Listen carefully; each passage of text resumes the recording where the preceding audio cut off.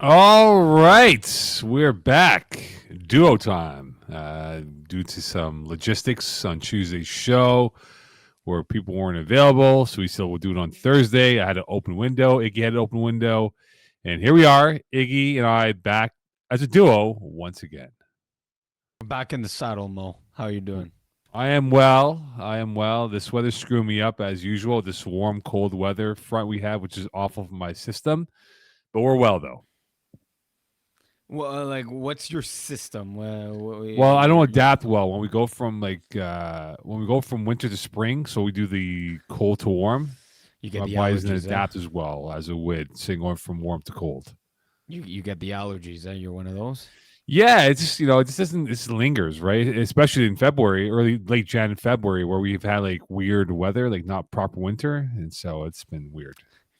It's been a nice winter, actually. This week has been really sunny. Strangely enough, I'll take it. Yeah, our spring will be sucky, and we have those Sunday morning games in May. It's gonna be like -10 outside. Maybe, maybe, Anyway, maybe we're look, paying for it it. is calling audible. We're doing a super episode today with Iggy and I. And before we dive into, we have Zachary Eliberts, or is it Alberts A Gill? Lebert. Alberts We'll Gill. see. We'll see. Raf Morelli join us as well.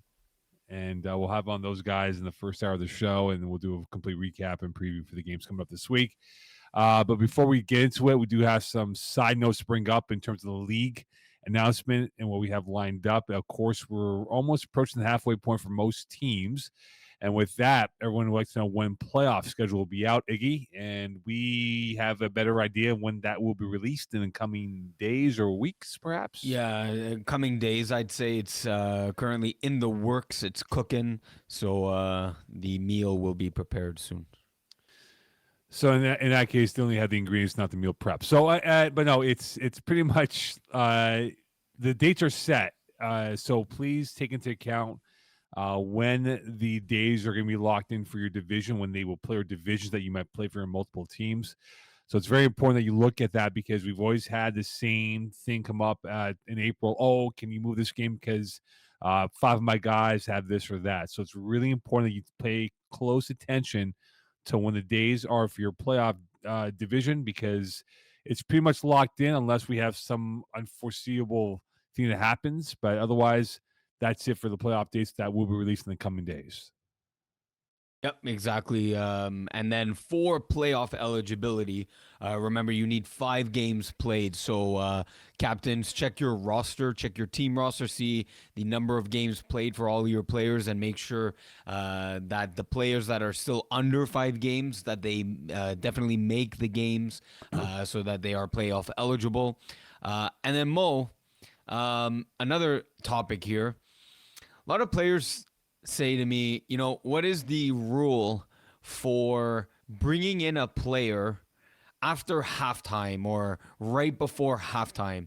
What would you say to them? I mean, first of all, there's no halftime rule. That doesn't exist. That's not a thing. I don't know if it was a thing in the past, but it's not a thing. There is no before halftime a player can play, after halftime a player cannot play. So what is the rule there? Just to get some So clarification for it's the teams. Pat Jerome rule. Years ago, Pat Jerome in the spring season game, it was like a division, whatever it was. He was walking in, and the team went down to like four players, I believe it was, or five, whatever it was. And they go, "Hey Pat, can you come join in?" And he did, and he won the football game with like 2 minutes left in the game. Legit, that's what happened. I score kept that game. So the league put in a rule that the rule is, and what Iggy's trying to get to, the rule is this: you must be on that game sheet on the iPad for the team that you will play for. So what Iggy's referring to, there was a situation in Brossard on Saturday night where Team A was playing Team B, and Team A was down, and they decided to add a player who wasn't on that game day roster sheet that was submitted to the scorekeeper, and by virtue of that, they automatically forfeited the game. So you have to, if you're a captain, you have to notify the scorekeeper that a new player is coming, that they're here present physically, or they're on their way. Please add them, and then they'll check in with you the moment they arrive at the field to play their game. So again, it's very important that you do this stuff before, and it goes back to Iggy's point before about the 5 games played. That if you're trying to get guys the 5 games to be eligible for your team for the playoff run, please be clear with the scorekeeper and double check with the scorekeeper to make sure that that player or players will be eligible for that game. And I mean, Mo, you said it in a funny way, but essentially it boils down to this. But tell me if I'm wrong. But it should boil down to this: if the player in question is on your roster, they can join and play at whatever moment in the game, whether there's 1 minute left in the game, whether it's 1 minute after halftime, whether it's a minute before halftime. If they are on your roster, on your team page, they can play at any moment in the game. But as soon as the whistle blows to start the game and someone is not on your roster, the scorekeeper can no longer add a new player to your roster. If they do, it is a forfeit automatic. Yeah, Correct? the game's over, and that's There all. you go. So, Okay. So there's no halftime rule. A lot of no, people there say, isn't. "Oh, can a player come before or after halftime?" No. If No. it's a roster player, they can play at any moment. If they're not on the roster, as soon as the game starts, then they cannot be added to your roster. Just very quickly, 2 more points before we get to Zachary Albert's Gill. Uniforms, again, goes back to the point of the 5 games played. Remember, and it's still being not conveyed clearly, but if your player or players don't have a proper number, that means having a legitimate, visible number that isn't marked or taped, and you don't have the correct uniform color or within the same neighborhood of that uniform color, you will not get the games played, which means no stats, no game, and that can hurt your value of trying to get playoff eligible for April playoffs. The funny one is always like the tape number that starts falling off. Yeah, Like, yeah, come on, get a good number. No, seriously though, it's for the look, the image of the league, right? There's always media content going up, and it just looks terrible when a team is gray, blue, pink, and yellow, and players have hanging tape numbers hanging off. It just yeah. looks bad. So just keep an eye out for your games played and your stats. And just finally, we're almost done with team photos. We still have a handful left, so please be patient. We're doing some we have some redos to do. We have some redos because of some not so clean pics that we took in the first go around. So we're almost there, and if we haven't taken a picture yet, we will. And if you want to have a redo, please ask the scorekeeper, and we can do it for you. So please keep that in mind as we move towards the final stages of team pictures. Thankfully. All right, let's bring in our first guest here on the CTA. And by the name of what he has on his screen, I don't know if he sees it or not, Iggy, but I you don't were having know. a good laugh because of the miscue from the Nightingale when it came to spelling Zachary Albert's Yeah, Gill's we're last good. name. Hello, Zach. Welcome to the show. What's up, buddy? I can't even see it in my screen. I can barely see it a little bit. Is there an E in there somewhere? Yeah, There is. there's There's an an extra A. E. You're today for tonight. You're Zachary Aleberts Gill.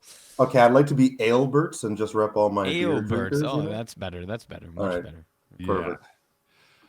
Zach, we have a lot to get to with you, so let's just dive into it. We'll start off with the fives, the Division 5A and 5B so far. 5A, what do you need to see from the Petite Carotte to anoint them as the contender in this division because they're off to a fabulous start this season? I'm gonna be honest with you. My eyes might be deceiving me, but I was gonna say nothing because they're 4-0. But I thought they lost to A Squad. There was some crazy forfeit. Is that what you guys were talking about? The roster and stuff. Okay, everybody get on your game about that. So, because it's interesting, because I thought the Petit Carotte had this, but to maybe actually technically lose to A Squad. Yeah, I really need them to beat the West Island Habibis if you want to be a contender. If you lose to these guys, I seriously doubt your ability to go the whole distance. But keeping So me you're seeing honest. the False Kings. I mean that. Listen, it's a win. A forfeit is a win. You are undefeated, but you know that there was a 1 point difference in that game. So I need them to beat the West Island Habibis to not be False Kings because I don't think they are, but they need to prove me right. Let's Right, say they and they lose to them do by play. one. Yeah. Let's say they lose to them by one. If they play them at some point, you lose by one on the last play.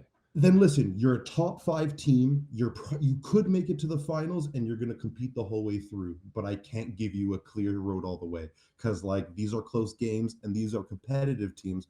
But I don't think I think Strapaholics might be up there too. Like, we're not even talking about Ducks, or like Nighthawks actually are surprising me recently. Like, those are top contenders too, and like, yeah. So Thanks. yeah, so Zach, you bring up the A squad. If you look at their record now, they fall all the way down to 20th place there. Now sitting at 0-5 due to some roster Dude. manipulation leading to forfeits. So now sitting at 0-5. Again, points for at least don't matter in terms of breaking ties. Oh, okay. Points against do, right? So that said, though, 151, that's still the most in Division 5A right now. So Yeah. are they dead in the water now at sitting at 0-5? I really wish it wasn't so, but I mean, take away 2 forfeits. Not to say that those teams wouldn't have put up 30 points. I think the other team put up 24 points, right? But just to say, like, take away 60 points, you're at 90. A couple, like, you're at early hundreds, which isn't the worst. But with 5 games already played, I don't know how you can come back from this and not allow so many defensive scores. Like, I don't know how you dig yourself out of this hole you've put yourself in. It's really unfortunate, because I think they could have started to pick up steam. Zach, when you look at it right now, the big game, there's a couple big games. We'll start with the first one here. Bigger game for who? Vice City or Hail Marty's? They'll play each other this weekend. I would have said Hail Marty's, because they're on the cusp of the eliminations. I'm going to start renaming it the Elimination Chamber. But I really think it's actually Vice City that this game is more important to. They have 5 games under their belt. If they lose this one and go 2-4, I think they're in a much worse spot than like a 2-game team that can easily turn it around halfway through their season. Yeah, Yeah, I right, saw them like- play. Sorry, I saw them play on the Yeah, yeah. weekend, and they had a bad loss, like a really bad loss. And that was like I thought it was like a warning sign in my books that if they're gonna make a run, they can't lose as they did to the Bandits by 24 points, who had pretty much 5-6 guys playing for them. So yeah, I agree with you. I think for Vice, they have to put together a win. Like, this is a massive game for them, because if they lose, they drop into a hole that might be too hard to dig out of when it comes to the playoff run down the road. Yeah. And then Zach, the Ducks versus Strapaholics game. That might be one of the bigger matchups in Week 7. Just how big is that matchup? Yeah, to be honest, I think second or third place of this division is going to be the team that could keep themselves to 1 win. So I really think whoever wins this has the real chance of getting the second seed, maybe the first or whatever. But like, this is a really important game, I think, for both teams, especially I think Strapaholics, who had their game delayed a bit. Would you say whoever wins this game, would you put them as your #1 team in your power rankings? Oh yeah. I would. Oh boy, would I put both these teams? I don't think I'd put. Oh, how many teams am I allowed in my power rankings? 5. Okay, 5. good. I'm a top fiver. I think both of these teams make it. Yeah, because I would definitely put. Yeah, I'm not going to spoil it, Mo, but I think both of these teams would be in my top 5. All right, on to 5B. Win Diesel, they're 5-0. But if you look at their win-loss record of their opponents, it's a combined total of 11-15. Are you all in on Win Diesel being the best in this division? Best in the division. One of the best. I don't know if the best. I think their schedule is going to allow them to be the best of the division. Like, looking at who they have left to play, I don't think they're going to take a loss. Maybe Shea Benny Express might be a hiccup for them. But realistically, I don't know if they're going to lose, but I don't know if they're the best team. I still like, I'm always going to give it up for Ramfins, even though they lost. Toon Squad is coming in strong. That would have been a great matchup too to see. I think any of these teams could make it all the way. So I won't say the best, but I'll say the best. They're going to go be the best team of the division this year. Could Maccabees maybe give them a run? They're 3-0-2, no losses.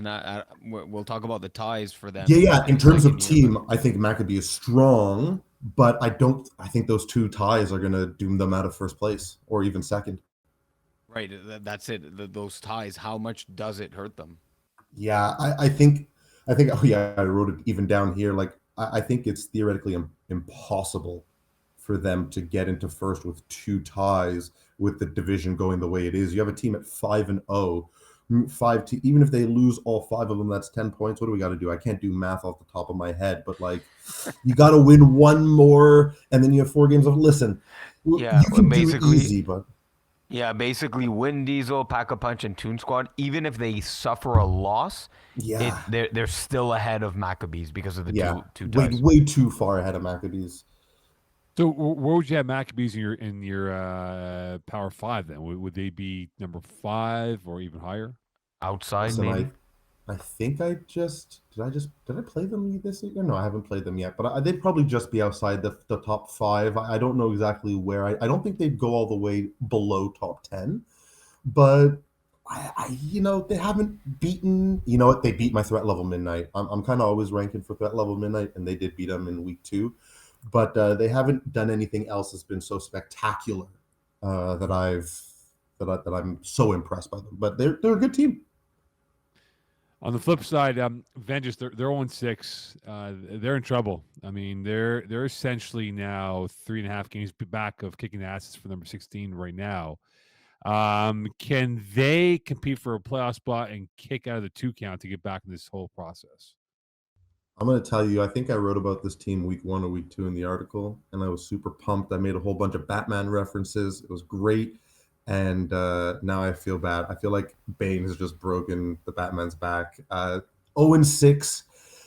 I hope you've enjoyed the season. I hope you continue to enjoy it. I hope you come back. I don't think you're going to be a team that's making playoffs, but that doesn't mean like this should be your only season, right? I think FPF is full of teams that have a rough season or a rough patch or don't exactly get to do what they want to do, but try a lower division, try something else, but definitely come back because everybody has a spot in here, and I want to chat more about Vengeance, you know? Okay, so that's it. They're even if they rattle off 4 wins in a row, they're not making it. Oh, even if they, I didn't even think Well, that was no, a no, no, no, no. I'm possibility. now. Well, no, but I'm putting that out there. I mean, I Yeah, obviously had 4 wins, they would make the playoffs yeah, I in think your so. eyes. Yeah, Well, I think 3 wins is going to be what kicks you out of this division in the end. I thought it would be a little bit lower, but I think 3 is going to be the cutoff. Right, yeah, right. I think the dotted line will be 3. I agree with you because you got retired All Stars, you got Packing Packers, which is a pretty decent team. Betway Bandits have been playing better, and Yeah, then Hooligans. So I mean, I don't know where that wins will come from. They'll have to get yeah, the last 4. If they lose another one, I think they're all but goose at that point. Goose. Yeah, come back with a Uh, vengeance. You know, come on, you yeah, can do it. that's it. All right, Zach, we're gonna shift over to Coed 3. We're just gonna tail off here with Coed Speed through it. 3.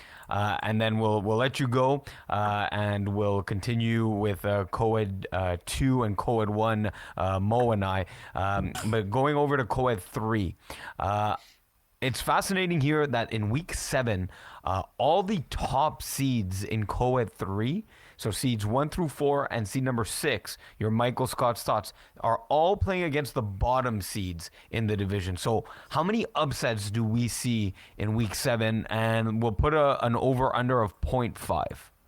Ooh. Wait, hold on. See, now you're too quick with the lingo here, and you're gonna have to call out people. Does that mean you don't even think one team is gonna have an upset? No, Well, exactly. I'm asking exactly. So, Oh, is there at least going to be one upset? yeah, 100%, 100%. Agnew is And gonna pull off an upset. Like, no in week 7. oh, I'm sorry, I'm Yeah. looking at the wrong thing. Maybe you are. So in That week makes 7, okay. so I so got you you now. have like Michael Scott Stotts, your team playing against the lower end Flamingo, the 0-4 Flamingos. You have Thunder Villains playing Dream Killers, Bonzit playing Show Me Your TDs, Block Party 4-0 playing against Eclipse, and you have At Least We Tried, another undefeated team playing Perfect Strangers. So do any of the and I believe actually all the home teams, or sorry, the away teams are Are the the lower lower? seed. Oh boy, that's a listen. I can't. I think. There you go. That's why Yeah. 0.5 A lot harder, over a under. lot harder, a lot harder than I thought. Listen, I was gonna say Thunder Villains, but doing both 5A and co-ed, I get confused between the two. So sometimes think the co-ed team is like 2-2, and I was like, oh, they're in a rough patch, but they're not. They're actually doing really well. Um, I think maybe only I need to say a number. I'm gonna Yes, you say do. one. I'm gonna say one. There's going to And be Who and is the one? one and upset. who's the one? Yeah. Which Immediately, team's gonna upset? my gut, and this is a crazy gut thing. Yeah, go for it. I think the Bandits might come out with the Show Me Your TDs come out with the upset against Bandit. I don't see Eclipse. I don't see Perfect Strangers. I'm gonna cross my fingers that Flamingos don't get one over me.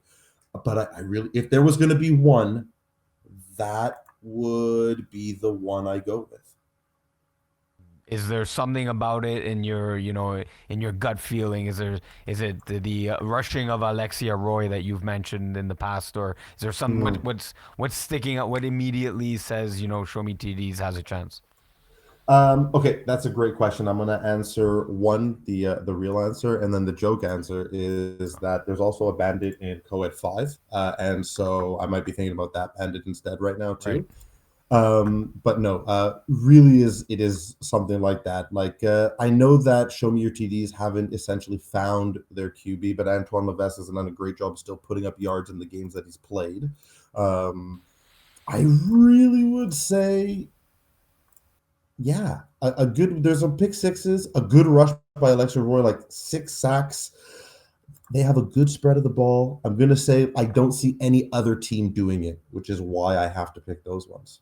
Sort of from a defensive effort from Yeah, Show Me Your TDs. Got it. yeah. Last question for you, Zach. How confident are you that Flamingos can get a victory in their schedule to get into playoff contention? And is Allison Sobel the answer at quarterback with her testing out the co-ed waters? You guys are really giving me the hard hitting questions. Excellent. Well, I mean, it's more of an Iggy question than a hard hitting question. Thank you. Clear that up over there. I actually hadn't followed up on them to know that they switched it up at QB, but I'm seeing it now because I thought Athena Ryan started with them, didn't they? Like Athena Ryan started the Right. year. I think she, or I believe she just subbed in for a game. Yeah. Now you see, and this is where my detective skills have gone to kaputs.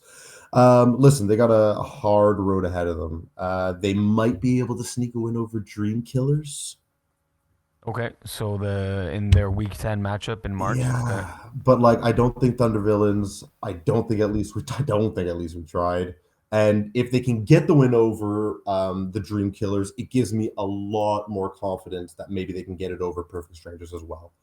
Right. So you'd be looking at a 2-8 record, and if you go back to the co-ed standings there at 2-8, you have a chance with only one team not making the playoffs.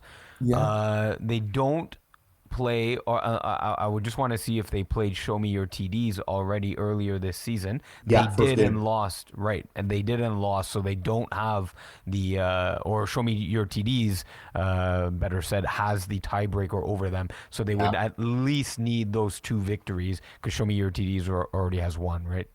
Yeah. That's hard. And So then yeah. and Jeez. Allison Sobel, is she the answer at quarterback for them? Well, yeah, I think, it's hard to put up a lot of points against some of these teams in co-ed 3. Keeping it to 1 to 2 touchdowns is a great start for any QB. Like, you kind of really need to get 2. The next part is 3 and hoping your defense can start stopping teams. So realistically, if she could start getting 3 per game, I'm then expecting her defense to start making more plays for her. All right, then, Zach, before I let you go, when can we see your next articles coming out for FPF? Oh my gosh, I'm trying to pump out those mid-season just quick report cards. So they're definitely coming out Saturday before the games, not tomorrow. But You want my advice? When you're doing mid-season report cards on each team, one-liners. Yeah. that's it. Yeah. One line, but offense, Yeah. defense, stat. That's it. Yeah. Not even. So Not even. no. Just one-liner. So the new recommendation and mid-season report cards for everyone viewing here. Basically, you will get a grade. You'll get an offensive, defensive, and overall grade, and then you'll get that one-liner, that 25 to 50-word tweet, or what is a tweet? An X now. The one-liner. But you will get a grade for your offense, your defense, and overall as well. Excellent. Zach, Alberts, Gil, thank you so much. Enjoy, boys. Ailberts. Alberts. Thanks. All right, man. Go Be have good, brother. some. See you. Alberts. All right. Boy, we always have some unique fun here at Calling the Audible and stuff. But let's continue on because we have Raph Melly on with us in a few minutes from now. Iggs. Coet too. You bring up the point, and it's a pretty good question here. If you start him, sit him, cut him. The dual threat quarterback edition. We got Ben Carly, Félix Garin-Lajoie, and William Bourard. Who you got as your start? Sit him and cut him. And I kind of like that, asking this question, and then I'll pass it over to you. But just because I guess in prior seasons, I would have easily started Will Brouard, right. And I'm not now. I'm not. So I'll leave him aside. I'm either gonna sit him or cut him. So find out shortly. And I just, while it's a little raw, I've liked what I've seen from Benjamin Carly. 26 touchdown passes so far this year, or has already eclipsed 1,000 yards in 5 games. So he's averaging 200 yards. Plus, I'm sure he's averaging some rushing yards here as we just quickly check. 166 on the ground. Definitely Félix Garin-Lajoie is the better runner of the two, but don't count Benjamin Carly out, right? When he's running, he can make girls miss flags and break a 5-yard run into like 12 to 20 yard run, right? So I'm gonna go I'm gonna start Ben Carly of Balls Deep.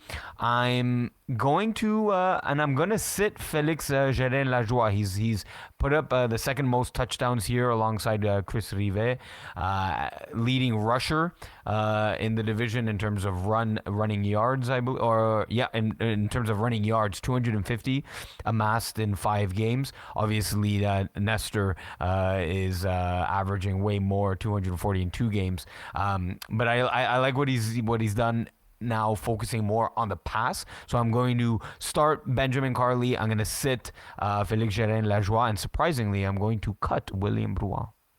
Yeah, I think I agree with you on all three. I think Carly's going to be your quarterback of the year winner by the clip he's going. He is almost a 2-1 ratio when it comes to passing yards compared to number 2. He's at 1,000. As I said before, the next one's I think is just at 500 yards. So if you prorate that, he might be the only one that hits 2K, and he might be the only one that hits 50-plus touchdowns.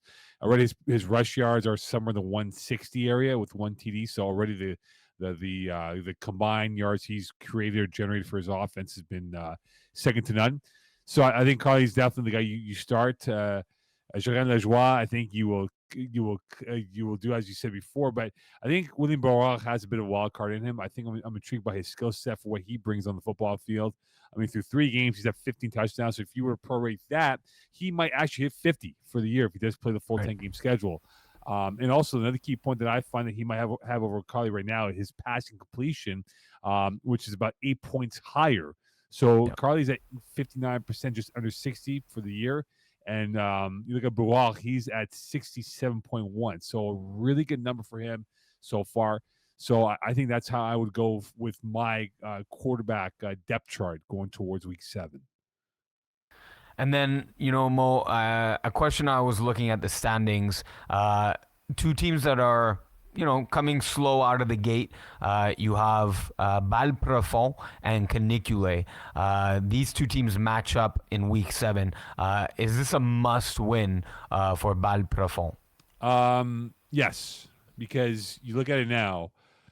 You have you have 4 teams below them at 17, 18, 19, 20 who are all 0-4 right now. They have no wins yet. So a Balprefond loss could drop him into that abyss of teams, and IG Team 2, Ball Hard University, who I've seen play with Laurent Charles, our quarterback. there's some decent teams in the red area, and all it takes is one more win for them. So I think for Bad Puck, they have to win this game. They have to create a bit of a buffer now because we're at the halfway point of the year. If we're going to look at a cutoff number, 2 could be enough. 3 should be more than enough to get in the playoffs here. And I think for them now, with what they've built up for Bad Puck Fall, look, you got Kenny Coulee coming up here, pass whooping, you and I, fit squad, and who's going to carry the boats. Those last 2-3 games are not going to be easy. So I think their playoff fate will be determined in week 7 and week 9 of their schedule. If they are able to take one, if not both, I think they should be fine. Yeah, exactly. It is a huge game here against Canicule. Some might say seasons, playoffs are on the line here. Do you want to move over to Co-Ed 1 here? Yeah. So what happens first? The Pucks and Nets suffering their first L, or LPP picking up the first W? I mean, if we'd have to look at the schedules and open those up, I would. But ad lib, I'd have to say what happens first. Probably LPP picks up their first win, because I don't see Le Porcinet losing. That's a machine of a team right now, sitting at 4-0. But if I quickly look at Le Porcinet's schedule, so they play IG team next, who are ailing without Jeans Lee there on the team. So that's not a loss happening. Then you move on over to March 4th, right? Plenty of fish. Maybe it could come there. If not, Easy Fun. So you're looking at a March 4th, March 10th possibility for a loss, if not March 17th against Party Mix, versus LPP, sitting at 0-3. Tough loss against the very Porcinet this past week. They have a battle against Easy Fun February 18th, Party Mix, IG team. So, they're playing the same teams. Easy Fun, Party Mix, very tough teams. So the win could come March 10th against IG team. So I'm going to go with LPP picking up a win first before Porcinet get a loss. Last question before we get to our boy, the Italian Stallion, Raf Morelli. You speaking to Seth Galena, does seeding matter in Co-Ed 1? Yeah, so we were in conversation, and we were intrigued with the Co-Ed 1 teams and the Co-Ed 1 how close it is, right? The parity in Co-Ed 1. And he threw out a last comment out there as we were saying goodbye. He said, "I don't think seeding matters that much." So I don't know, Mo. What's your take? Do you think the seeding even matters? Like, 100% the teams are so even. Yeah, 100% it does. It's all matchup dependent. You don't want to end up in a bad matchup in the first round and you scrape by barely to get in to the next round. You want to have the easiest matchup at first and kind of build yourself up towards that big game if you make it to the CE1 final in Brossard in early May. But you just said it. It's matchup dependent. So just because you're the number 1 seed, if you're playing the 6th seed, let's just say, I believe first 2 seeds get a bye, but let's just play it out this way. If you're the number 1 seed and you're playing against the 6th seed, and the 6th seed is a bad matchup, well, the number 1 seed didn't win you anything. If it's all about matchups and it's matchup dependency, then the seeding doesn't matter. So you're contradicting yourself here, Mo. You win some, you lose some. That's how I look at it. I mean, if anything, starting on defense to start the game and starting the second half with the ball is the advantage there, and not wearing any stinky pennies if you're the higher seed. But I always wash my pennies. Yeah, no, but yes, you wash them. Yes, I know you do. Scorekeeper out here at what if my game's at 10 o'clock and this happened, and Raf Morelli waiting in the wings knows exactly this. In the Division 4 playoffs last year, that I was playing at 10 o'clock and I saw a 6 p.m., 7 p.m., and 8 p.m. all games where the pennies were worn, and then I was playing at 9 p.m. And my opponent had to wear those pennies that had been previously worn for 3 games. Let's bring him in now. Let's bring him in now. The Italian Stallion, Raf Morelli. Raf, your experiences with pennies are what like? Are they enjoyable? Are they disgusting? Do you just endure them as you go through the game, or what? We can hear you loud and clear, my friend. Yeah. Okay. Pennies are a definite no, Mo. Definite no. Smelly, heavy. Just a lot of that. Stuff that Yeah. you don't want to be wearing while you're definitely in a playoff game. Definitely not. Yeah, that's it. Do you have a least favorite penny, right? Because you said a keyword. You said heavy. Some of them Yeah, are heavier than those others. reversible white and dark ones are those green ones that are not too bad. Those ones kind of go unnoticed, but those reversible heavy pennies are definitely at the top of my do not wear list. All right. Well, where are you? Are you in your room or are you in the main in the No, man I'm in cave? my room. All right. Are I know those you can't trophies in the see me on the background? wall, but though that's my little shrine over there. Dan Lassauer, or is that Little Strategy me. View? No, come on. Dan wishes he had these trophies. Dan, if you hear me, I know you don't possess any of these. What are Throwing those? some What shade. those are tackle or FPF trophies? I have both my DPOI FPF, but the really big ones is Cougar Pride trophy. Oh, he definitely doesn't have those three trophies. That's facts. That's facts over there. All right, let's dive into it, Raph. At this point of the season, do you have more questions about cap-friendly Braves or Silent Ticklers, the two best teams right now in Div 2? They both have definitely been playing really well. When it comes down to who I have more questions about, I think it has to be Silent Ticklers just because we know who the Braves are and what they're all about. Basically, one of the best teams we've ever seen in FPF.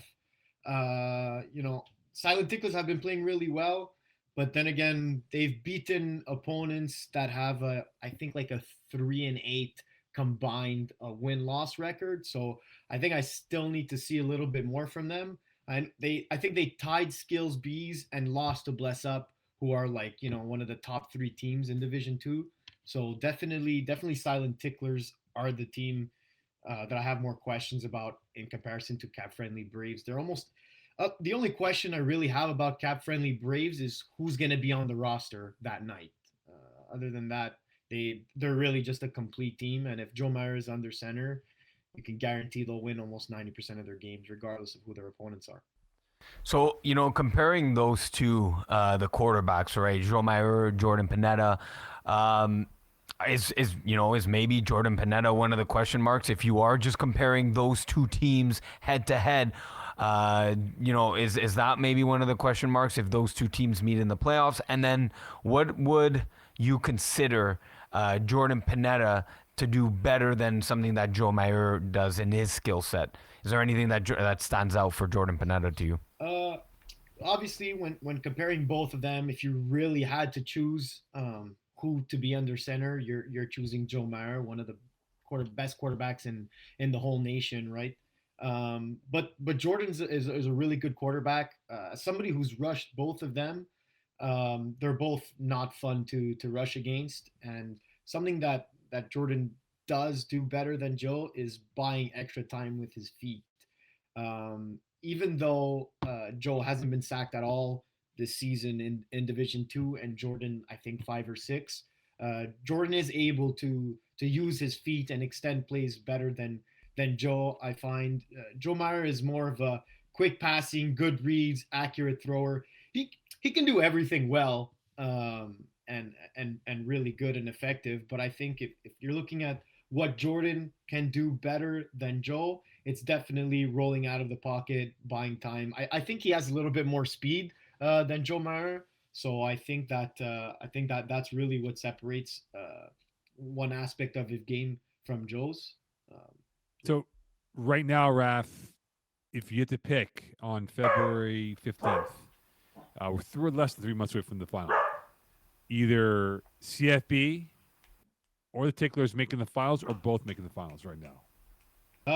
I think Cap Friendly Braves have the best chance out of the two to make the finals. I do want to see a little bit more from Silent Ticklers and see if they're able to beat really good teams in the division. I think they have a big game coming up really soon. Brings us to the next That question can for the Ticklers, right? that can yeah that coming can up. that can really separate and decide if they're going to be in the top of this division, or if they're just kind of going to hang around the bottom. They still have to play Mangoose, NR, and Cap Friendly Braves April 9th. So I think that'll give us a good indication on how good this team actually is. Do you have any confidence that #NR can pull off the upset over Ticklers this weekend? I think they could absolutely. They're a good team. They've been around for a long time. But honestly, they have to do a couple of things better all season if they really want to have more wins than losses. I think they're sitting at 2-2 right now, and Yeah. and I think that's kind of where they'll stay unless they get better quarterback pressure. I think they've gone through 4 games at 2-2, and they've only had 1 sack. I know the higher divisions is really hard to get sacks. Division 1 and 2, especially quarterbacks, read the field much better. They tend to run a lot less, but 1 sack is kind of difficult to work with. That it's kind of a drive killer for an offense if you get sacked. So I think that's kind of your best defense in the higher divisions, especially when playing really experienced quarterbacks where they're not going to throw it into harm's way and actually cause a turnover. I think sacks is one of the best ways that you can actually kill a drive on defense. And their converts have been atrocious. I think they're like 4 for 16, something like that on converts. So I think one of their last games were really close. And if you're not getting any converts in games, it's impossible to win every close matchup. You'll lose every single one. In 4 games, if you're only getting 1 convert a game, it's not going to cut it. Yeah, no, that's really tough. The 4 for 16 is not a good conversion rate. And you know what, Raph, I definitely agree with you with the sack, man. If you have to convert, 3rd and 15 or 4th and 12, 13, that's a lot harder than a 4th and 7 or even a 3rd and 10 situation. So yeah, definitely sacks don't come often, but when they do, they can set back an offense at least for one drive, and that could be the difference in Division 1 and 2 games, right? Raf, what are your thoughts if taking a look at Ambush here after 4 games?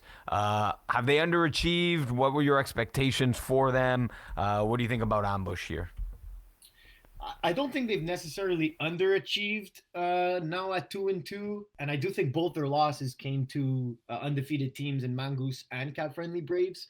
So really, unless your expectation was for them to be number 1 or number 2 seed and almost undefeated, I think they've been doing pretty good. My expectation for them was to be close to top 5, and I think it's still a little bit early. With the longer season, it's kind of harder to gauge as teams have different amount of games played and their wins and losses don't always correlate.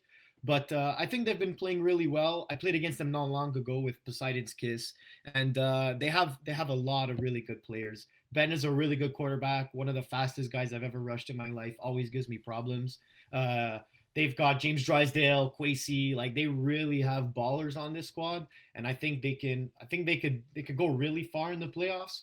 Obviously, losing to arguably the other 2 best teams in the division doesn't really help your case to say you can make it all the way. But then again, anything can happen in the playoffs, and they have really good players. So I don't think they've been underachieving. I think they're exactly where I expected them to be.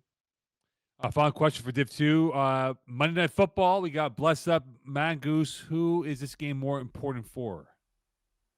I think it's more important for Mongoose just because Bless Up has always been a really good team in Division 2, Division 1. Stephen Haraprasad, one of the great quarterbacks that we have in the league. So I think it's really important for Mongoose to win this game and prove that they're a contender. And also, I think that would bring them to 4-0, 5-0. And I'm pretty sure that their schedule kind of eases up after this one. So they can get to like 6-0, 7-0 really quickly and start creating some separation if they're able to take down Bless Up, Stephen Haraprasad, and squad. All right, we'll shift over to Division 1 here with Ralph Morelli. I am Iggy Magnets, Mo Khan here on Calling the Audible. Iggy. It's the Italian stallion, Ralph Morelli. Oh, there you go. The Italian stallions with us here on Calling the Audible. Ralph, Division 1, always interesting. Let's look at top of the standings here with the Jamesons. How confident are you that the Jamesons can hold on to the top spot here? They defeated the Braves, but maybe could Royaume Lumina pull off the biggest win of the season over the Jamesons? So how confident are you in the Jamesons here? So Division One is really interesting this season as we have more teams than usual in Division One in the winter. Um, the Jamesons are such a good team, and I really like everything about them. They're a good squad. Unfortunately, I'm not very confident that they can hold on to that number one spot. Jeff Rosenblatt, a really great quarterback, makes great reads, um, but they only have they're undefeated right now, but the teams on their tail are only at like one loss. They do have a good head-to-head wins. I think Flagmois and the Braves, but they haven't really been able to pull away from the division yet. And I think that's really gonna get decided week 9 when they play the All Stars. The All Stars are just one game behind them right now, and I think it might come down to that game right there to see who gets that head-to-head matchup. And if they're able to stay undefeated until week 9, that's definitely the game of the season for Division One and that number one spot. How many wins for first place in this division then, in your mind? 9, 9, You and think a good 9, head to head. really? Yeah, definitely. Because everybody's beating each other, right? You have Braves beating Flagmois beating the All Stars, and if the All Stars beat the Jameson, you kind of just get a mishmash of wins and losses around here. So I think it's really going to come down to 8 or 9 wins when it all comes down to it. There, you might have the first 3 seeds all tied at 9 wins, but depending on head to head and however we deal with the tiebreaker from then, that's really going to decide the seeding in Division One. Are you still holding judgment on Maroons until they face the All Stars and Flag One Sack? They're right now at 2-1 in fourth place, kind of lurking, but not really a threat yet. The team really has a lot of talented players like Raf Dajne, Tamvile Death, Anthony Van Dram. But at 1-2, 2-1, and losing to the only team that has a above 500 record, it kind of makes me wonder how they would fare against the top teams like All Stars and Flagmois. I spoke to Tam about this team. He's excited that they're all playing together again. But really, I can't say they're one of the top teams in the division yet, simply because of that. I need to see them play against the top talent that we have in the division to really say, yeah, they're a contender for this one. Yeah, I mean that's gonna come, other than All Stars in week 8 and Flagmolsak in week 10. It's really gonna come on the back half of their schedule, right? You got them finishing their season with against Blessed, Royaume Luminaire, and Braves, right? So maybe they go into the playoffs. If they can go 3-0, steamrolling into the playoffs, that could be a team that comes in hot. But yeah, for now, the slow start to the season schedule wise, right? Only 3 games in the first 7 weeks. So yeah, it's maybe a little too early to tell for them. What do you think though about Party Crashers here in Division One? Maroons beating them 30-19 in week number 1. They've been in a lot of close matchups here. Is it just a bad bounce here or there? Is it a bit of luck not going their way, or is there something fundamentally wrong with this team? So I do think Party Crashers are better than their 1-3-1 record.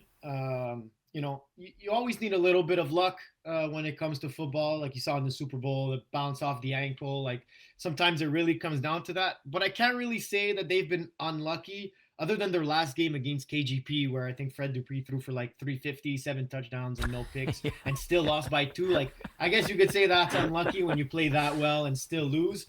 But other than that, I think they scored like 19 and 26 in a tie and a loss. And for Division One, that's definitely not enough scoring or offensive output for you to really say like, oh, we should have had that one. Like 19 points is really not enough. And I think the tie with Royaume Luminaire, they didn't have 26 scored on offense. They had 19 or 20 and a pick 6 that tied the game. So really, I think their offense has to do much better if they wanna be even competing in these games and start getting some wins. So no, I don't think they've necessarily been unlucky. I think their offense needs to step up their game and just put up more points if they really want to start racking up their wins. Before I let you go, Raph, what do you have lined up for us in the writing world of your author skills that you have going on right now? So usually when I write, I try to stay off of my team as a topic. But in Division Two, Poseidon's Kiss is 0-4. So I've been thinking of sitting down with Dom Benevento this week and try to get a little bit of an interview and insight into what's really wrong with Poseidon's Kiss and how we went from winning Division B last spring to being 0-4 and haven't we can't even buy a win this winter so far. And yeah, I think that's more or less my focus for this week, and kind of do a little bit of a Super Bowl recap, see what the NFL has in store, and what just happened not long ago. And yeah, that's about it so far. Um, Really enjoying writing for Division Two and Division One so far this year. Really interesting divisions, lots of action, lots of stuff to cover. Especially like I said, with the influx of teams in Division One, I think it really makes it interesting, and it's nice to see more teams willing to play, and different quarterbacks like Jensley and Jared, coming into the top divisions. More importantly, though, we've been asked this question: do we need to bring back the Seth Berardi Paisan of the Week award? I've been waiting for it, really. It's since last spring that you told me it's going to come back. And here we are, 2024, and I still have none since We since can do it with you 2021, every I week. think. We can do the Paisan of the Week with you every week. Sounds good. Just we'll put it in on we'll put it on the calendar. All right, we'll figure it out. We'll have our people we talk go. to your people, figure it out here, and we'll get that going Yeah. for sure. Add it Raph, to thanks the so much, script. man. Appreciate it, brother, as always, with your work and stuff and your commitment to the league and all. Look forward to your next article coming out soon, my friend. Thank you very much, guys. Awesome. Be good, brother. Good night, Ralph. All right, Raph Morelli, the Italian stallion, man. I told Lazara, I go, we have on the Mahomes of the Italian stallion. He's like, me, bro, I'm the real Mahomes. But, Yeah, relax well, there, Danny boy. with the trophies there, we'd rather maybe have a Raf on here. Yeah, exactly. Raph's got more silverware than Lazara does from FPL. Exactly. That's fact. In fact, I think Lazara's only won one team trophy, I believe, which was the spring season, was it not? Or a few 2021? or 2021 or 2022. Yeah, Yeah. distant memory now. Yeah. A little All right, shocker. we're traveling to Division 3 here. We're going to Div 3, my friend. All right. All right. Look at it now, Iggs. Lightweight, they're undefeated 4-0. Are they a serious Div 3 contender? I don't see why not. I mean, you have one of the better quarterbacks in the division. 22 touchdowns, 0 interceptions. One of the only quarterbacks, I mean, that's thrown like 50 or more passes without an interception on the season. You have a high-powered offense with Simon Dagenet throwing the ball to 5 receivers deep on this team. You saw it on Saturday night. I mean, Beer Belly Brigade, whether it's a running quarterback or a passing quarterback, any team that has a running dual threat QB like BBB does with Alex Fafardia, Francois Hug, rushing him and neutralizing 30% of their game plan, which is Fafard taking off on long runs and picking up first downs. So I mean, defensively, I like what they show, what they present, taking the ball away from opposing offenses, handling friends with Danny quite easily. So yeah, I mean, this team, why not? They have potential. I was a bit concerned on Saturday when they played. Why is that? Alex Fox team. Yeah, Beer Belly. Beer Belly Brigade. I think it's Diamond Bougie for whatever reason. Why are you but they're in the same worried? division too. But that division's tough. I mean, it's loaded with talent. I think you can have 4, maybe 5 teams to that division alone qualify for the playoffs. I don't think they'll be undefeated. I think they'll be a 7-win team, maybe 8. But they have the pieces in place to be a contender in Div 3. But again, it's a question of will they be challenged? And they were given an indirect challenge from Beer Belly Brigade. They get infantry coming up, and then they go against your Kispa in-laws early March. And then after that, the Girl Cock, Sharks, Dirty Birds, and Diamond Bougie. So really, there's probably 3, maybe 4 tough games left on their schedule out of 6. So I think they can win 7, maybe 8 if it really falls their way. And they do have that explosive ability. Emil Gagwag is a really good receiver that no one really knows about in this league yet. And he does a lot for them. Juwan Edgehill, Jaden Edgehill, the brothers have really found their groove so far. Trey Bentley has not been really utilized as often as he wants. But I think once they figure out how to get him more involved in his role, I think they definitely have a good chance to be in that conversation and being that elite team if it really falls their way.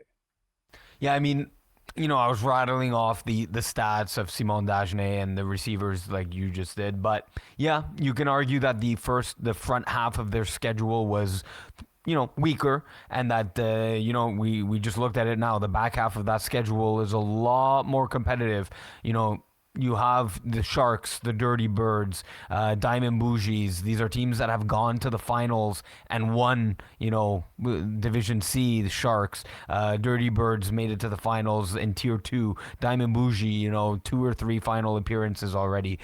Kiss My In-Laws have, won championships, gone to the finals. So, yeah, this definitely is the back half of their schedule. You're saying they can go 7-3. They could lose 3 or 4 games. So, yeah, 7-3, 6-4 is not out of the realm, but there's still. That being said, in my eyes, it's still a contending team in Division 3. They're not going to get blown out of the water in those games in the back half of the schedule. So on the flip side, bigger disappointment: Greendale Human Beings or Millions of Indizian? I mean, doesn't it have to be Greendale Human Beings? I mean, this is a team that I believe went to the semifinals last year, if not. They weren't in the finals? No, they must have been in the semifinals then that they lost. Versus Minions and McDaisian. I mean, that's a Division 4 team coming up and testing the waters in Division 3. So yeah, sure, they're they have 1 win so far. Minions do, but that's to be expected. Division 3 is a big step up for Matt Zabatelli. You'll see a new Division 3 article coming out in the coming days here, but that's a ballsy move by him. He's challenging himself, and that's great. But it's got to be Greendale Human Beings, seeing how they've had success in the past in Division 3 and now sitting at 1-4. Yeah, I agree. I think Greendale has really been a disappointment. I score kept the game a couple weeks ago against Mongoose, where they got crushed 38-6. Wasn't even close. Mm-hmm. But aside from the Brotherhood win, they've not been that impressive, and they're missing a piece. I don't know what it is that they're missing right now. With that ECW loss that they had, where they lost by 27. Yeah. It has not been as enjoyable in this ecosystem of theirs, and I have to wonder, right, moving forward, what they can do to kind of remedy this issue. And again, this is a team that's been together for a long time. Danny Elward is a good quarterback, but for whatever reason, he's had a very unlike Danny Elward success this year of the TD to INT ratio.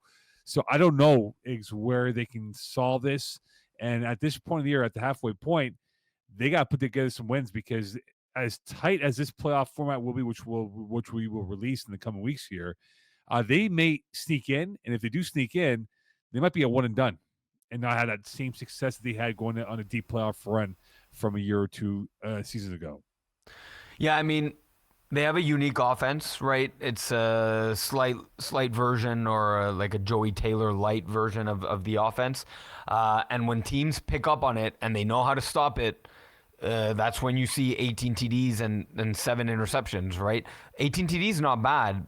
I mean, in 5 games, it's not great either. And 7 INTs in 5 games, yeah, that means teams are, when they take away what you do well, and there's no second or third option behind that, that's when you see, the struggles continue to pile up here, sitting at 1-4.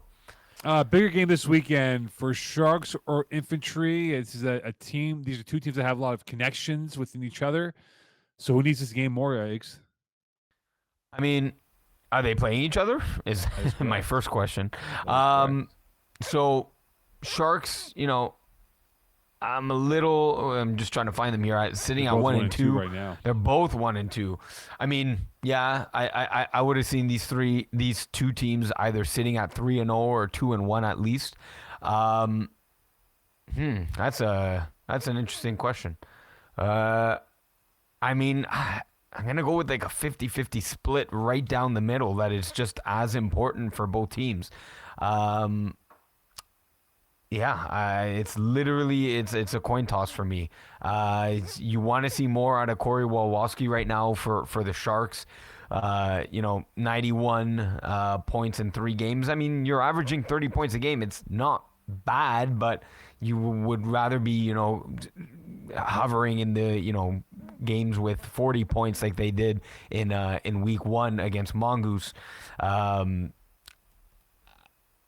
want to see, bigger distribution of the ball like I know Corey Wolowski can do, right? We know Jalen Greaves is they're definitely their best receiver, but targeting, one receiver 25 times and then your second best receiver 20 times means all Division 3 defenses have to go 2 defenders deep, right? And in Division 3, it's where you almost can't afford any weak links on defense. You need to be 4 to 5 defenders deep by Division 3. And if the only way to attack that is, or for teams that don't have that depth on defense, is to utilize every piece on your offense and spread the ball out. And for me, Corey Wolowski is not doing that enough. So I think, slightly, again, it's a coin flip, but slightly a little more. I want to see some diversification from the Sharks. Yeah, the menu can expand itself for options, but I think the pressure's on the infantry. Zach Stacy's off to a good start. I mean, it's what it is. So far, I know Sean Submergent did throw, but he's got some weapons to work with, right? Nick DeMalo, you talk about the Submergent brothers.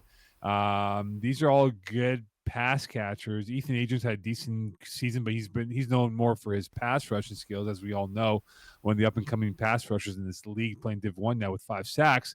But I think the pressure's on infantry to come up with a win, because after this game, Iggs, they played lightweight, friends with Danny, Bruins, Brotherhood, and that's before you get to the final 2 games, right? Which is that's what she said in wide open bars. So if they're going to really get going here, this is a big win. This is a big game for them, where if they get a big win, that might open up their confidence level to say we can take on any team, whether it is an infantry, whether infantry plays a Simon Dagenet-led team, lightweight, or whoever else they have on the schedule in the next few weeks.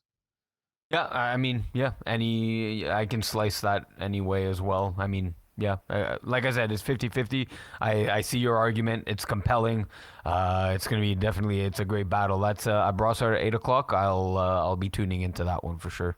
On TNT or on Fox? It's more like CBC. Yeah, I know. The FPF streaming channels have gone awry sometimes here. The Instagram Live over there. Arush, they're going to be off until the end of February. So the unorthodox schedule we had this year. But their final 4 games are pretty tough. Do you think they have a chance to get first place? And if they go 0-4, are they in trouble for the playoffs? Because right now, Iggs, they have played the most games in Div 3 and are into the final 4 of their schedule. I mean, I don't think they have a realistic chance at first, sitting at 500 just to start off, so no. And then, my God, I was just looking at the back half of their schedule. It seems like the back half of many teams' schedule is a lot harder than their first half. But, I mean, again, rattle off the teams: Bruins, Dirty Birds, Minions of McDazian, which, we talked about them, a few minutes ago. But that was a tough out against. I played them this past week. We won. Our team won on the final play of the game. We were in a tie game with them. So just because they're sitting at 1-3 doesn't mean it's a bad team. They definitely have some playmakers. So don't count them out against Arush. And then they face Kiss My In-Laws. So there's a chance that Arush go 0-4, and there's a chance that at 3-7. I mean, you look at the Division 3 standings, Mo. 3-7 might not make you into the a playoff team. Right now, the teams that are just sit on the inside looking out, Infantry with 1 win, and Sharks, right? Sharks, Greendale, and Blue Chips and Dirty Birds all with 1 win. So, but the thing is, Dirty Birds, Sharks, and Infantry have only played 3 games. So, they pick up a win in just to match the number of games that Arush has, which is 6. So if they pick up just even one win in the next 3 games, that's already a big advantage that they have over Arush. So before we get to the next division here, Arush played 6 games in the first 27 days of this league schedule. They will have played after that 4 games in the next 64 days before playoffs were to begin. Oh, that's not kind to the to the No, playoff I mean entry. they'll be well rested, but I mean 4 into 64, that is what? That's 1 game for every 16 days. One game every 2 weeks. So yeah. That's pretty. But then you factor in this point here, so they'll play Feb 28th and March 4th, so back-to-back weeks. Then March 13th, so that's 3 in that window. But then they won't play till March 30th for the last game after March 13th. So 4 and 64, because if you qualify for playoffs, which I believe is April 12th is when they would begin, that would be 64 days from today until we hit that April open week in the playoffs in mid-April. I beg your pardon. So Interesting stats, days, and stats with Mo here. yeah, hey, look, man, it's 4 games in 64 days is unheard of. It's uncharacteristic in this league. Yeah, But it's yeah. because of the schedule that we have this year. All right, on to Div 6, Iggs. So I've scored a few Div 6 games, so I've kept in tune with it so far this season. I'm surprised with the team. The top one that Brent and I spoke about these guys, Brent Bach and the Div 6 article writer for the season. And so they get outclassed by Pigeons a couple weeks ago at Loyola, which you were in Orlando for. And they beat Meat Fiddlers, your boys. So what do we make of talk about that vet? Are they for real or still in that we don't know yet stage? They're not in the we don't know yet stage. They have one of the best rushers in the division, and when you have a elite, and Vincent Balulo is exactly that, an elite pass rusher in Division 6, where a lot of quarterbacks struggle to move the ball with their arm and rely on their legs to pick up first downs and touchdowns. Vincent Balulo is the ultimate neutralizer of Division 6 offenses. So right there, you're already considering them a top 5. It's not even crazy to say top 3 team, but let's let Vince Balulo and his rush passing abilities make them a top 5 team right there, and then add the receivers on this team. Not only in terms of experience, these guys know the depth of routes, how to run routes against the zone versus man coverage. And even add their new piece on offense here, Philippe Barros, not only playing in Co-Ed 1, playing in Division 3 with Easy W and that franchise. So he's getting that higher level experience already with 324 yards, 8 touchdowns. He's a force to be reckoned with. So already the receiving core, definitely very strong. And you get a, competent enough quarterback in Rafael Caron, and this becomes what you get with 5 games into the season, sitting at 4-1, a rusty loss against Pigeons, which, those games happen, but definitely not surprised to see them, shut down Manny Bezogias, who likes to scramble when that's not available. 30-18 is what happens. You have one player on that team. That's it. You said it right there. That's it. That's all they have. That's all they have. And they're 4-1. They didn't impress me against Pigeons. They got outplayed by Pigeons. They got bleeped on by the Pigeons. Let's put it that way, right? And I think for Meat Fiddlers, that's a bit of a shocking loss for them to lose as they did when many thought they'd be one of the favorites in this division. So I think there's a lot of questions that still have to be answered from Turbo now that and from even Meat Fiddlers moving towards the next half of games here. But a team that's really caught my attention though is Mortadels. Could they be hitting their stride after a big win over Winded Warriors at Hebera on Wednesday night? So what makes you say that? Is there, something that you saw in their game? Because, Winded Warriors, I believe, sitting at 0-5 without a win here, only 32 points on offense. So, hitting their stride with a big win over Winded Warriors, maybe you're stretching that sentence out. But, forget that victory. Was there something else that you saw in their game that makes you ask that question? Yeah, I think their defense is sneaky good. They're aggressive. They're fast. They're quick out of the breaks. This is a team now, I believe, that has over 10 INTs. They have a good pass rusher as well, and Jack Chiravella, who had a really good game against Wounded Warriors. And I think the one thing they might have to answer is this quarterback play. Who's going to be the number one guy? Chiravella and Matthew Vitali, both kind of alternated at that point. But look, they can put up points against the best of them. I know they lost to Speakeasy by 19, lost to Top One Navet by 6. But look at the next window. They get Skull, which is undefeated right now at 3-0, which we'll talk about. If they beat Skull, I think they're in that conversation, Eggs, and that game is not for another week and a half from now, and 10 days from now to be exact. So they go into March. If they can get upwards to say 3-3 going to March towards the final 4 games, yeah, I think they can somehow get to 6, and if it really bounces their way. Yeah, it's definitely a team, that's, Division 6 so huge that they're kind of muddled in the middle. But if it sounds like you're putting an asterisk next to their name just to check this team out, see that they could pose problems for teams like you said, like Skull. If they do come out with a convincing victory over Skull, then yes, I'll definitely join that asterisk bandwagon. Cheat Squad, they're 4-1. How the bleep are they 4-1? I've score kept their games. I don't know. I don't know what they do. I don't know what they do well to be 4-1. It's a lot of backyard football, right? It's a lot of here's a 1-yard hook, go and take it. Here's a 40-yard bomb pass. 50-50. Is he going to catch a touchdown? Is it going to be a pick? Is it going to be an incomplete? Maybe 30-30-30. Yeah, I mean, they're athletic. They have good hands. They need a system in place, right? They need these games in the regular season to work on 6 to 7 plays and make sure you can execute those plays to the best of everyone's ability. Read the field well. If you're William Gillespie, 9 TDs, 7 INTs doesn't necessarily suggest that's his forte. 465 yards in 4 games.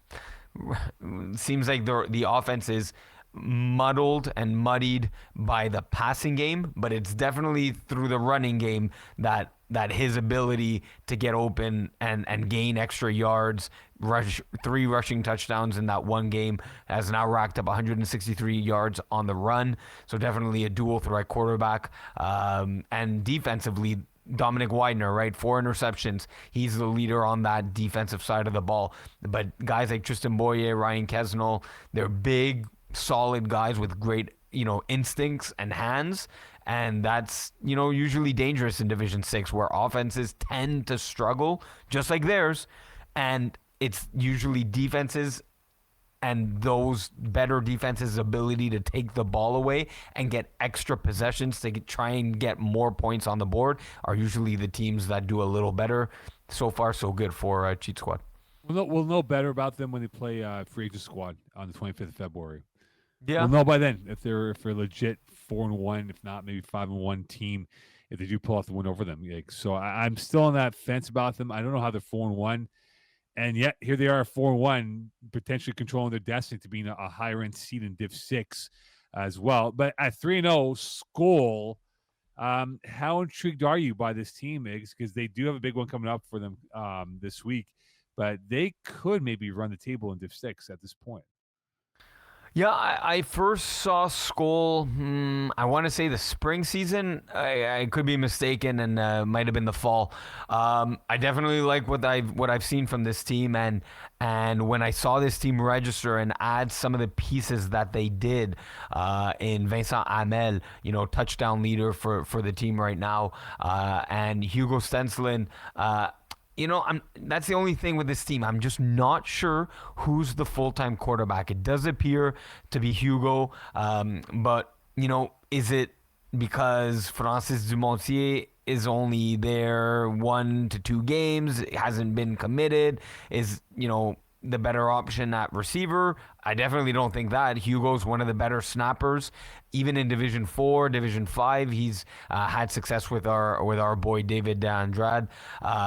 So I'm just not sure about who's the quarterback and who they think the quarterback is.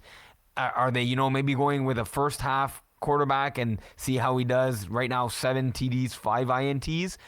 Begs the question to, is this team going to go through a quarterbacking switch, or are they going to ride the wave and let him, gain experience? But definitely all the receivers definitely have the ability, the skills, the speed. They're a good good mix of size, speed, hands, which I love to see in offenses. And defensively, look, as a unit, 5, 7, 8, 9 interceptions already through the 3 games that they've played. So they're, getting turnovers 3 times a game and setting their offense up to put even more points on the board. I like what this team has done in the past and what they've added so far in the winter. I'm on hold right now. They get win the Warriors, which should be a win for them Monday. They'll be 4-0 going against the Mortadels on the 25th of February.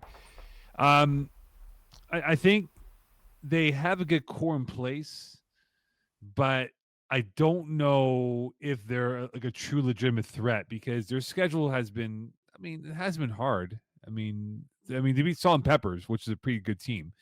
But, this next window of games isn't as hard. So they could be 7-0 by the time we hit mid-March, by the time it's St. Patty's Day weekend. And it might be one of those teams, Eggs, where they might be like 7-3, 8-2, but might be one and done in the playoffs. Yeah, we see that often in Division 6. As thank you for buying some time there, Mo. We see that often in Division 6. You're welcome. 7-3, 8-2 teams getting bounced early on. You think that's that team? I think they can win a playoff game, and then division round 2 and round 3 of the playoffs always very difficult. So I could see them winning their first playoff game.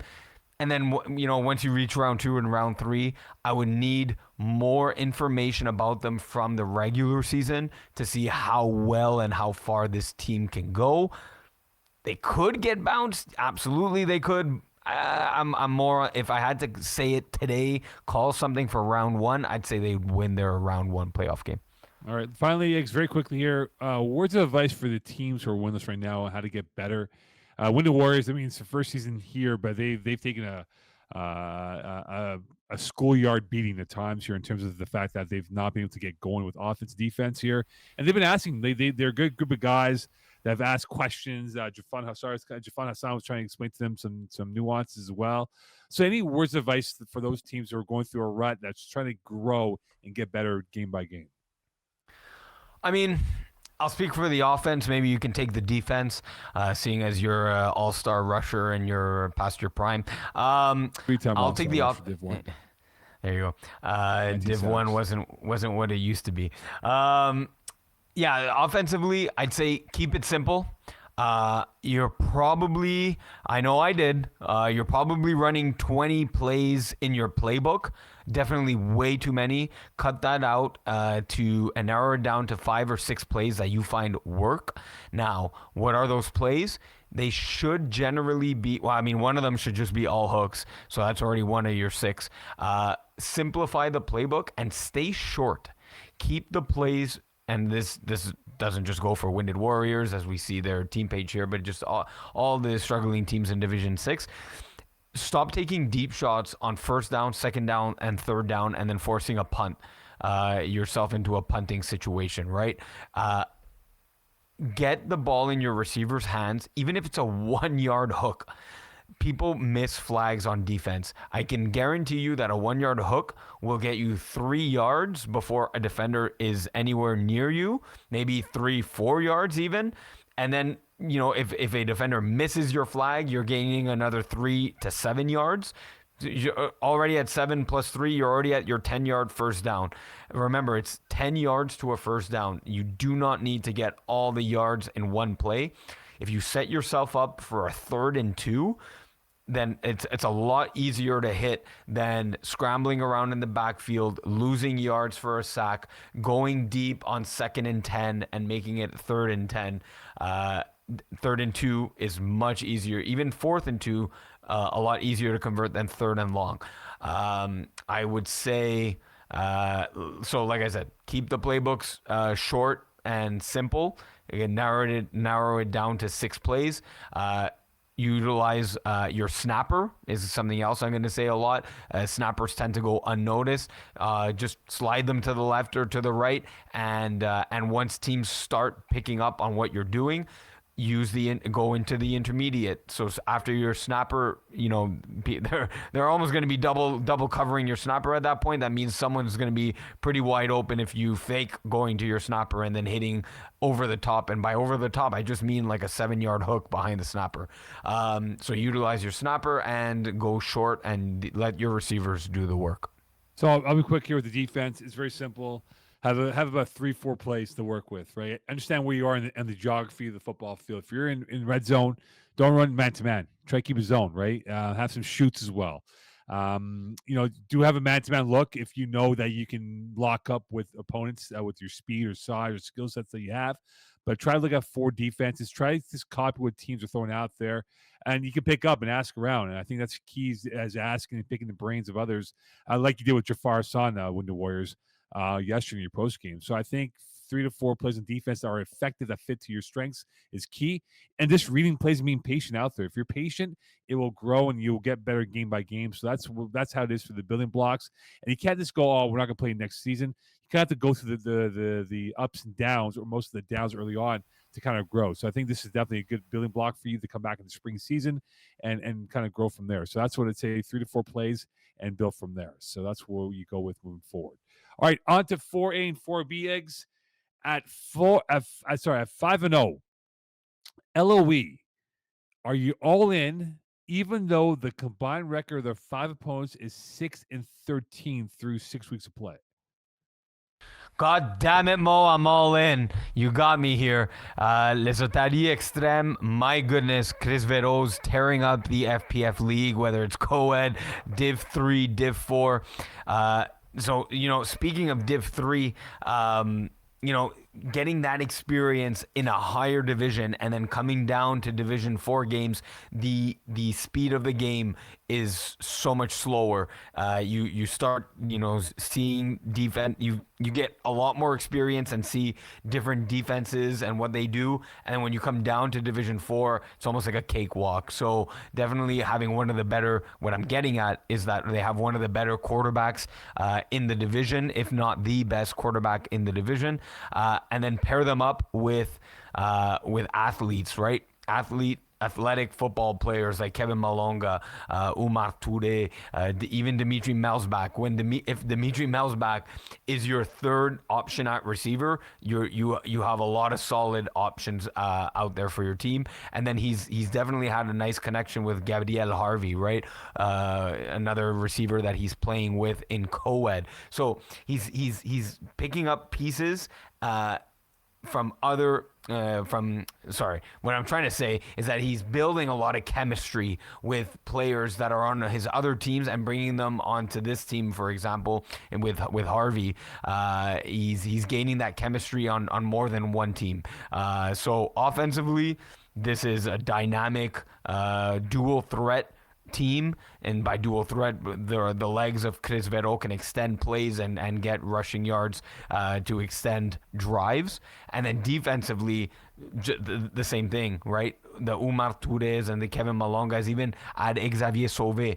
Between the 3 of those guys, 12 interceptions in the 5 games that they played. That's just 3 defenders on the field, right? And then,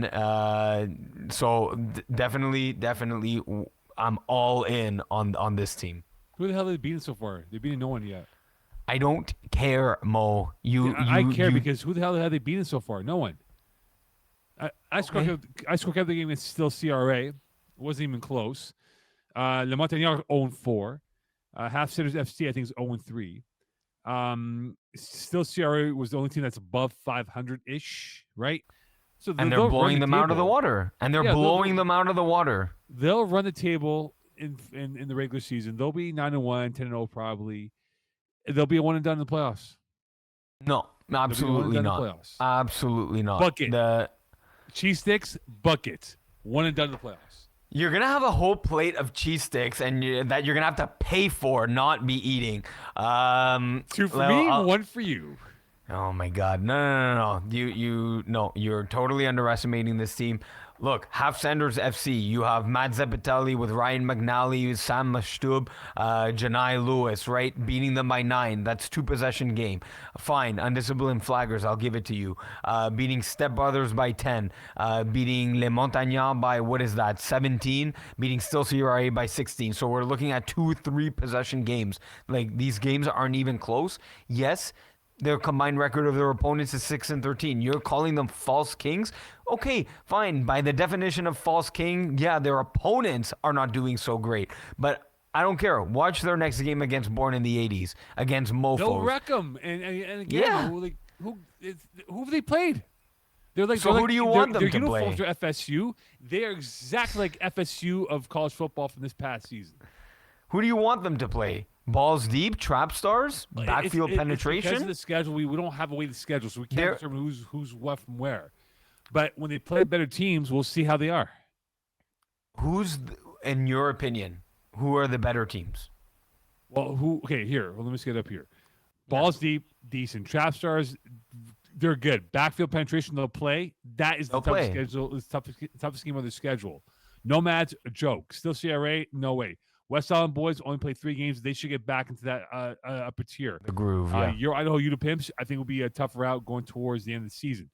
So there's probably 4 or 5 that can compete with them, and they're not going to play anyone except for backfield penetration in week 8 and week 9 of the season. That's the game on April 1st to watch out for. Okay, well, let's circle back on start writing the script for April 1st, Mo. I will.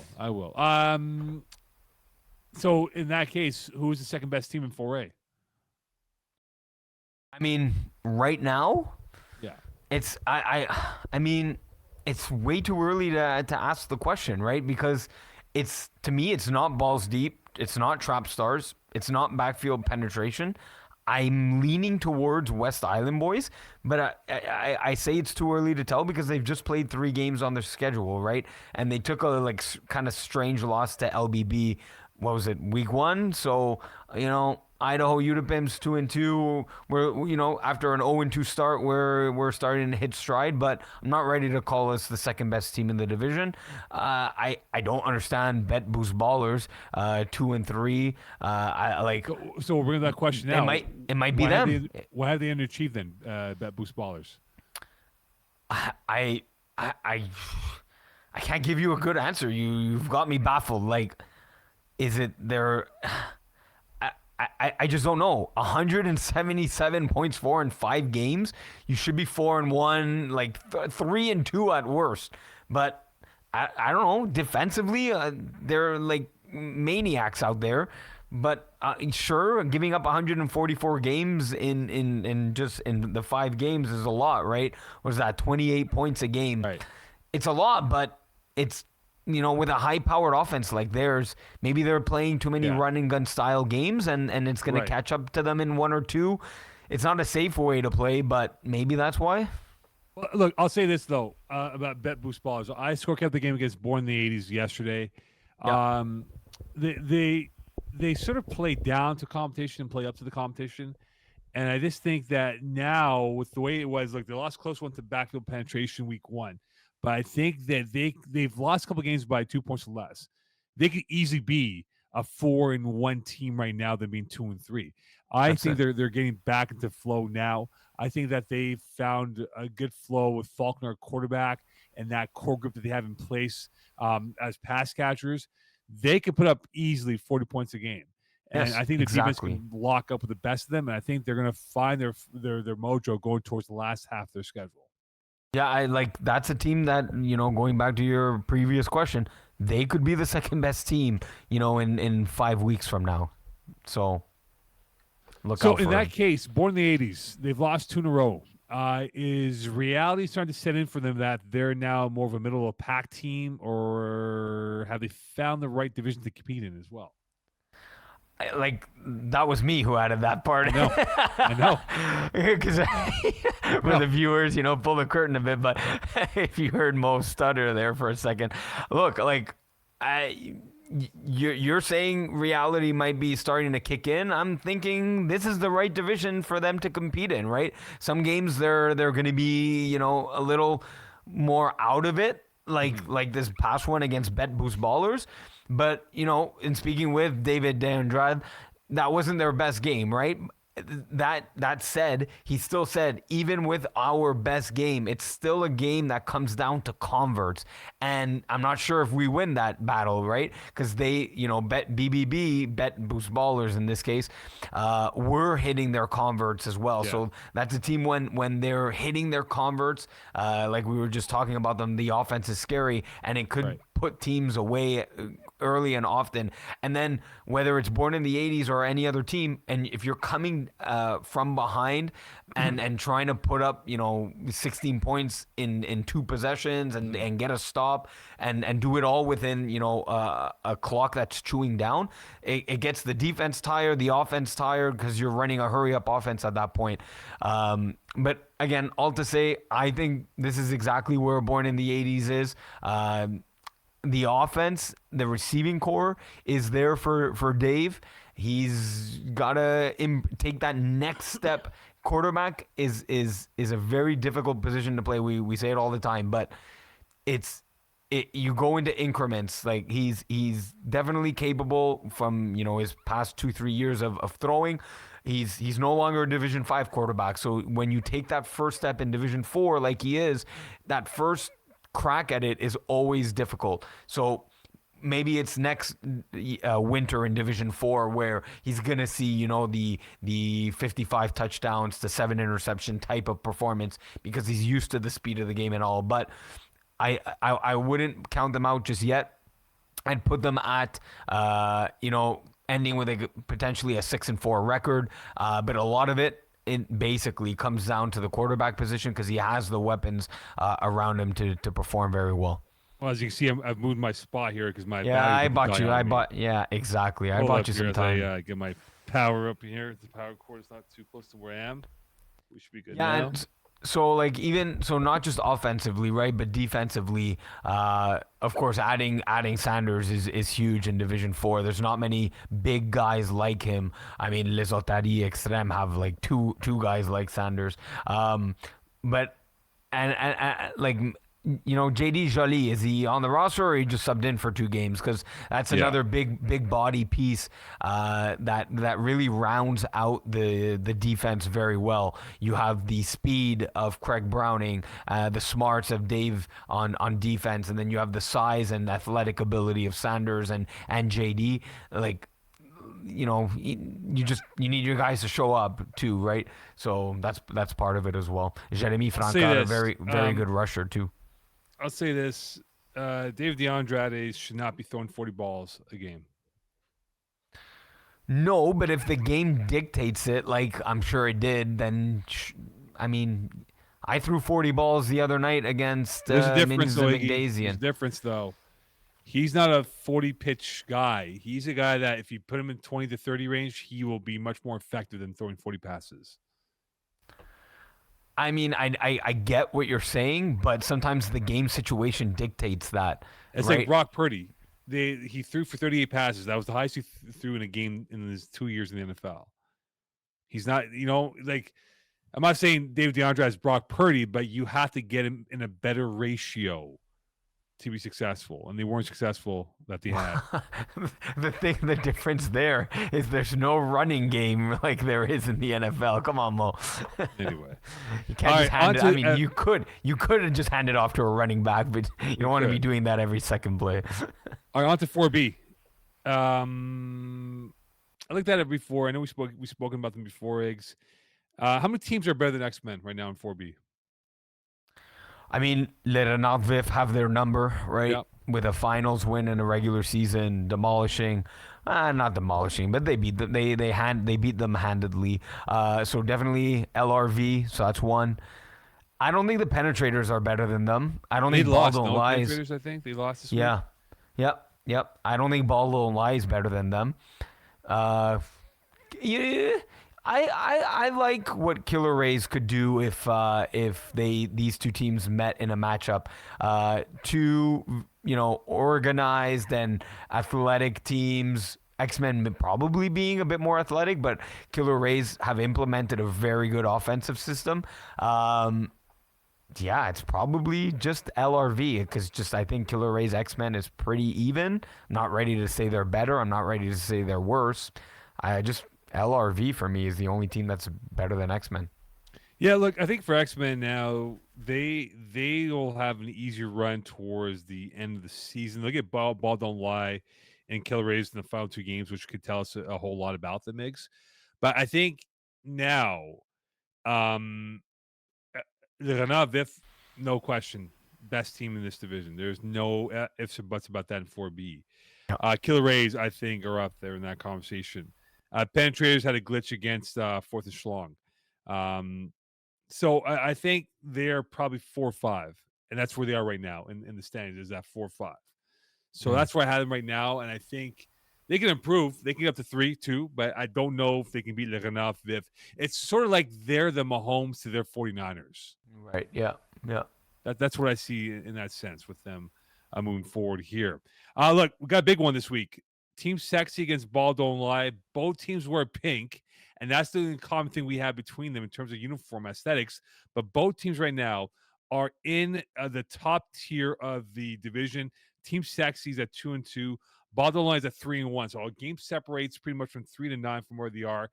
So who needs this game more on the weekend? Is it Team Sexy or Ball Don't Lie? So just record-wise, you'd think it's Team Sexy just because they already have 2 losses, and if Ball Don't Lie lose, that would bring them to 2 losses as well. But I'm gonna go with Ball Don't Lie needing the victory more. I've seen Team Sexy play more often in FPF. Ball Don't Lie seem to be a winter team, so they only get 1 out of the 3 seasons, whereas Team Sexy is a notorious team that comes back now every season in FPF, playing Fall Cup and spring seasons. So I'm not as worried as their chemistry as much as I am with Ball Don't Lie. There's, they suffered a loss to Voodoo, looking to bounce back off of that one. So I think it's a much bigger game for Ball Don't Lie, where the offense is okay, but look, 100 points in 4 games, 25 points a game. For 4B, it's the minimum to be acceptable. Anything below that is just not good anymore. So they need to show me that they can start hitting 30 points a game. I like what they can do defensively, but I think the two defenses are pretty even. I just think Team Sexy's offense is a bit more refined, a bit more experienced. So I think it's a bigger game for Ball Don't Lie. Yeah, I think so. I think Ball Don't Lie have a lot more to prove. Bodywork's been decent. They know a lot, so they can drop them out, I think, altogether for a top 3 spot in 4B. If they were to win that game, it keeps them alive for a top 4. But if they were to lose, I think they finish no higher than 5 at that point. If it really falls their way, I'm still determining Ball Don't Lie if they are a good team. Yeah. I don't know yet. I think this next sample size of 3 games can give us a better idea.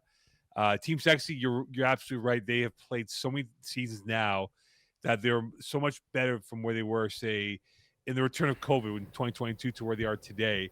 Yeah. So I think they have the decided edge. I think they're probably 4.5-point favorites in this football game, and I think Ball Don't Lie have to come up with a turnover or two to really have a chance to win this football game. If they don't, then I think Team Sexy gets themselves back into that top 5 conversation going towards the second half of their schedule. Yeah, I think so too. What do you think about another top 5 team here, just sitting on the outside? Pocket Rockets, sitting at 2-1. Is that a team that should be on more players and more analysts' radar here with the potential that they have?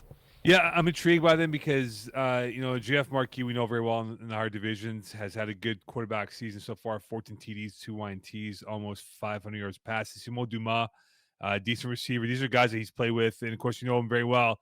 Gab Charles, Dabe Champagne, already he's like the unicorn Gronk of FPF, right? You can line up anywhere on the football field. He can just bully you, whatever it is. They have a really good receiving core, and I think their defense is decently as well in how they played so far this season. I know the first 3 games, Fourth and Schlong, Voodoo, not middle lower end pack, and then Team Sexy, who they lost to. But they get Killer Rays coming up next, and that's a big one for them. If they were to beat Killer Rays, I think you got to put them in that top 4 conversation going towards the second half of the season.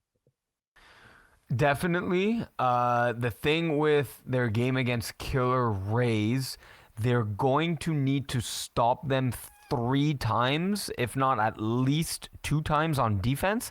And I don't necessarily see that happening without like a bad bounce going the Killer Rays way, or just one bad read from the Killer Rays offense.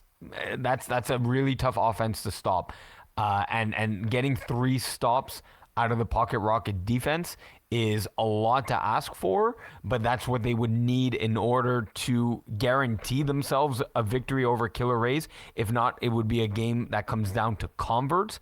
And right now, convert-wise, I do, 14 touchdowns that you mentioned from JF Marquis. What's that, 4, 6, 8 out of the 14. So roughly, hitting 50% of his converts, mostly for 1. Killer Rays is a team that, with now more experience, is a team that goes off for 2 a lot more often.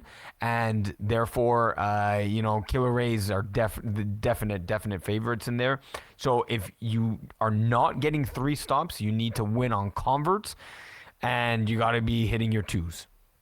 All right, on to women's 1 and 2. Sarah Parker, is she the favorite to win quarterback of the year? Well, that's not the question. The question is whether Sarah Parker, if you would bet Sarah Parker or the field to win quarterback of the year. That's the question, my friend. My bad. Sorry, I was looking at it. I was trying to formulate the question in my head and process it over there. My bad, Iggy. Well, because it's not exactly the same thing, right? Because I honestly, if I had to answer today, she's not the winner of quarterback of the year. I would give it right now to Emmanuel Bransard. But I mean, again, they haven't played the same number of games, but that could happen by the end of the season. Sarah Parker could play all 10. Emmanuel could only play 9. I mean, just to me, there's a difference of 3 touchdowns that Sarah Parker has scored more than Bransard, but 3 interceptions more. So, Mo, I ask you, like I ask Peas all the time, is a 3 TD, 3 INT game a good game? Hold on, before I answer that question, you said Sarah Parker or the field. Yes. There is no field except for Emmanuel Bransard. That's it. Well, I mean, Clara Baudouin. Is it Sarah Parker or Bransard that's going to win quarterback here? The field, the combination of all these touchdowns, they're below, I think it's like a more INT ratio to TD ratio that they have with the other quarterbacks in this division. Well, I mean, I don't believe Clara Baudouin is going to be throwing for the rest of the year. Maybe they're bringing in now Elizabeth Ashkar. Maybe she can make a late season push for it, but like the Les Bleus quarterbacks, 12 TDs combined and 2 INTs only. So they're on Emmanuel Bransard's pace. So it could be whoever the quarterback is for Les Bleus come May and April. I'll take Sarah Parker in this argument. Yeah, she's played one more game than Bransard, but if you're going to look at it from this perspective, she's throwing just under 4 TDs per game. So that would put her on pace for about 37, 38 touchdowns for the season. INTs might be a little bit too rich for my liking because it's almost 1 per game. So that might be held against her. But passing completion, yards, touchdowns, the triple crown for a quarterback pantheon is there in her favor. And I think if they do end up being a top-tier seed, that helps as well. So I'll take Sarah Parker to be the one to win this award at this point of the regular season. Right. Gotcha. So Bees play Sub-Zero.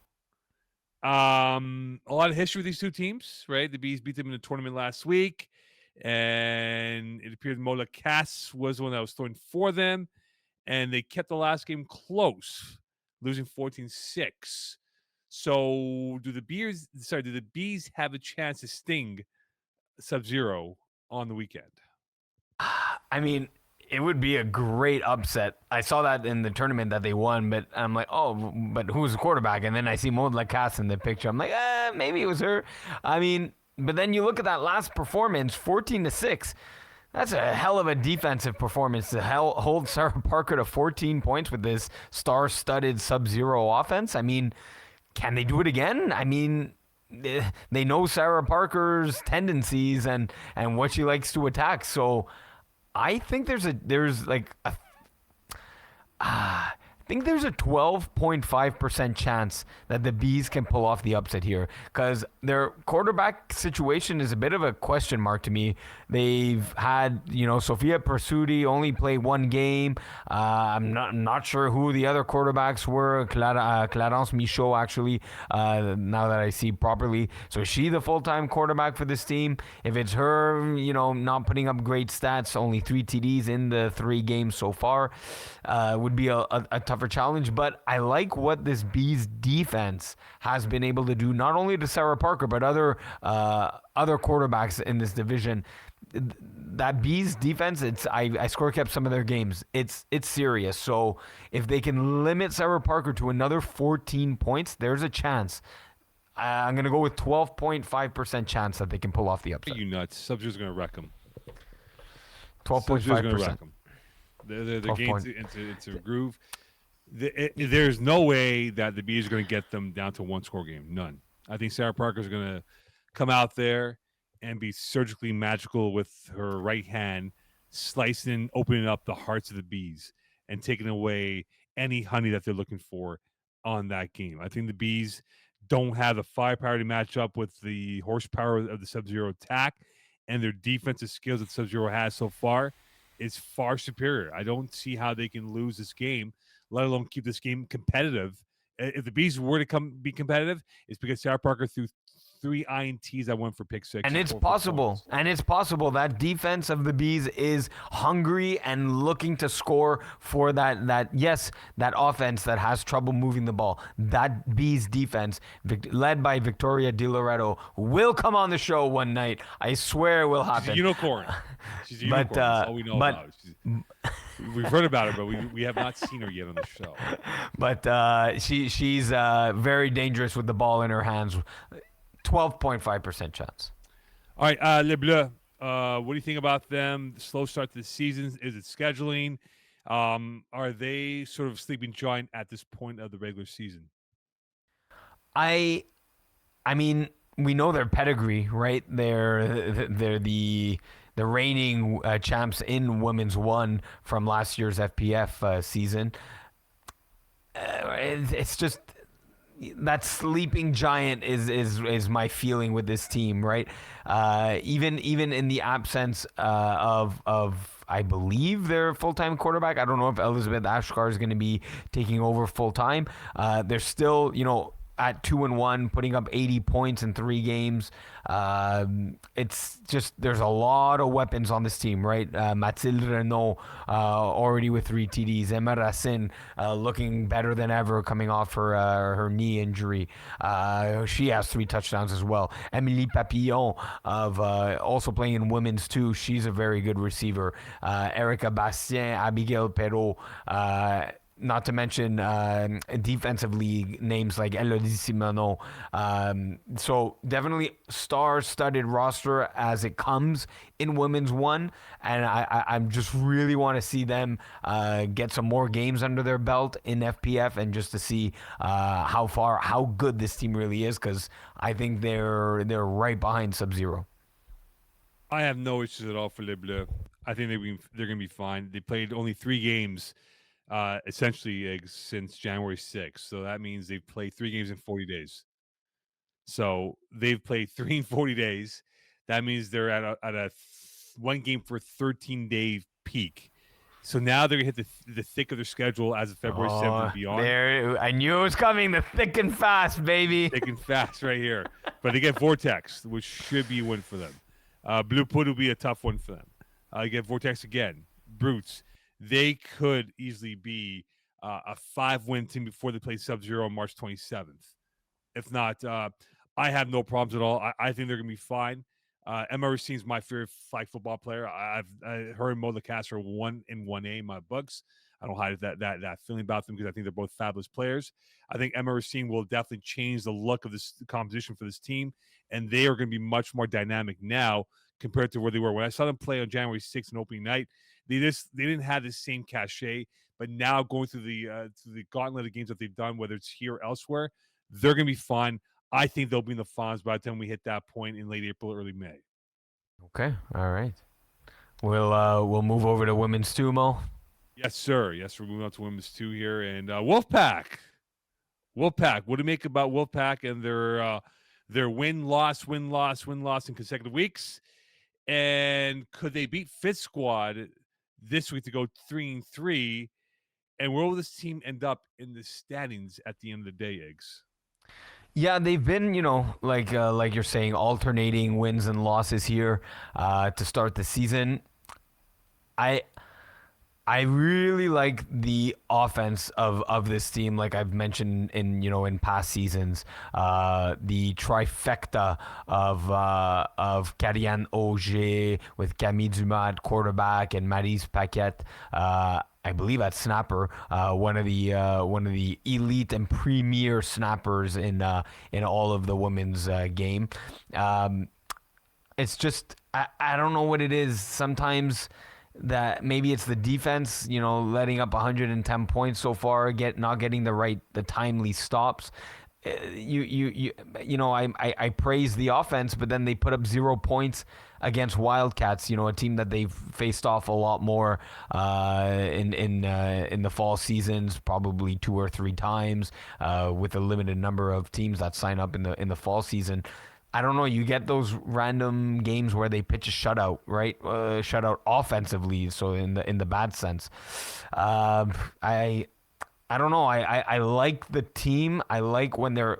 I guess I like the team when they're playing at their best, because their offense is dynamic. Maryse Paquette is a turnover machine on the defensive end of the ball, and they do have some decent depth as well, right? Sure, the majority of their offense runs through Maryse Paquette, Karianne Auger, but even the depth of Christelle Joux, Jade Chen-Moreau, even Justine Saint-Pierre, like they maybe they need to get a bit more involved than they already do, just in case teams are able to neutralize the Augers and the Paquettes of the world, that they can have a decent third and fourth option, like many of the better teams do in women's too. In terms of where they end up, gonna be like middle of the Wolf Pack.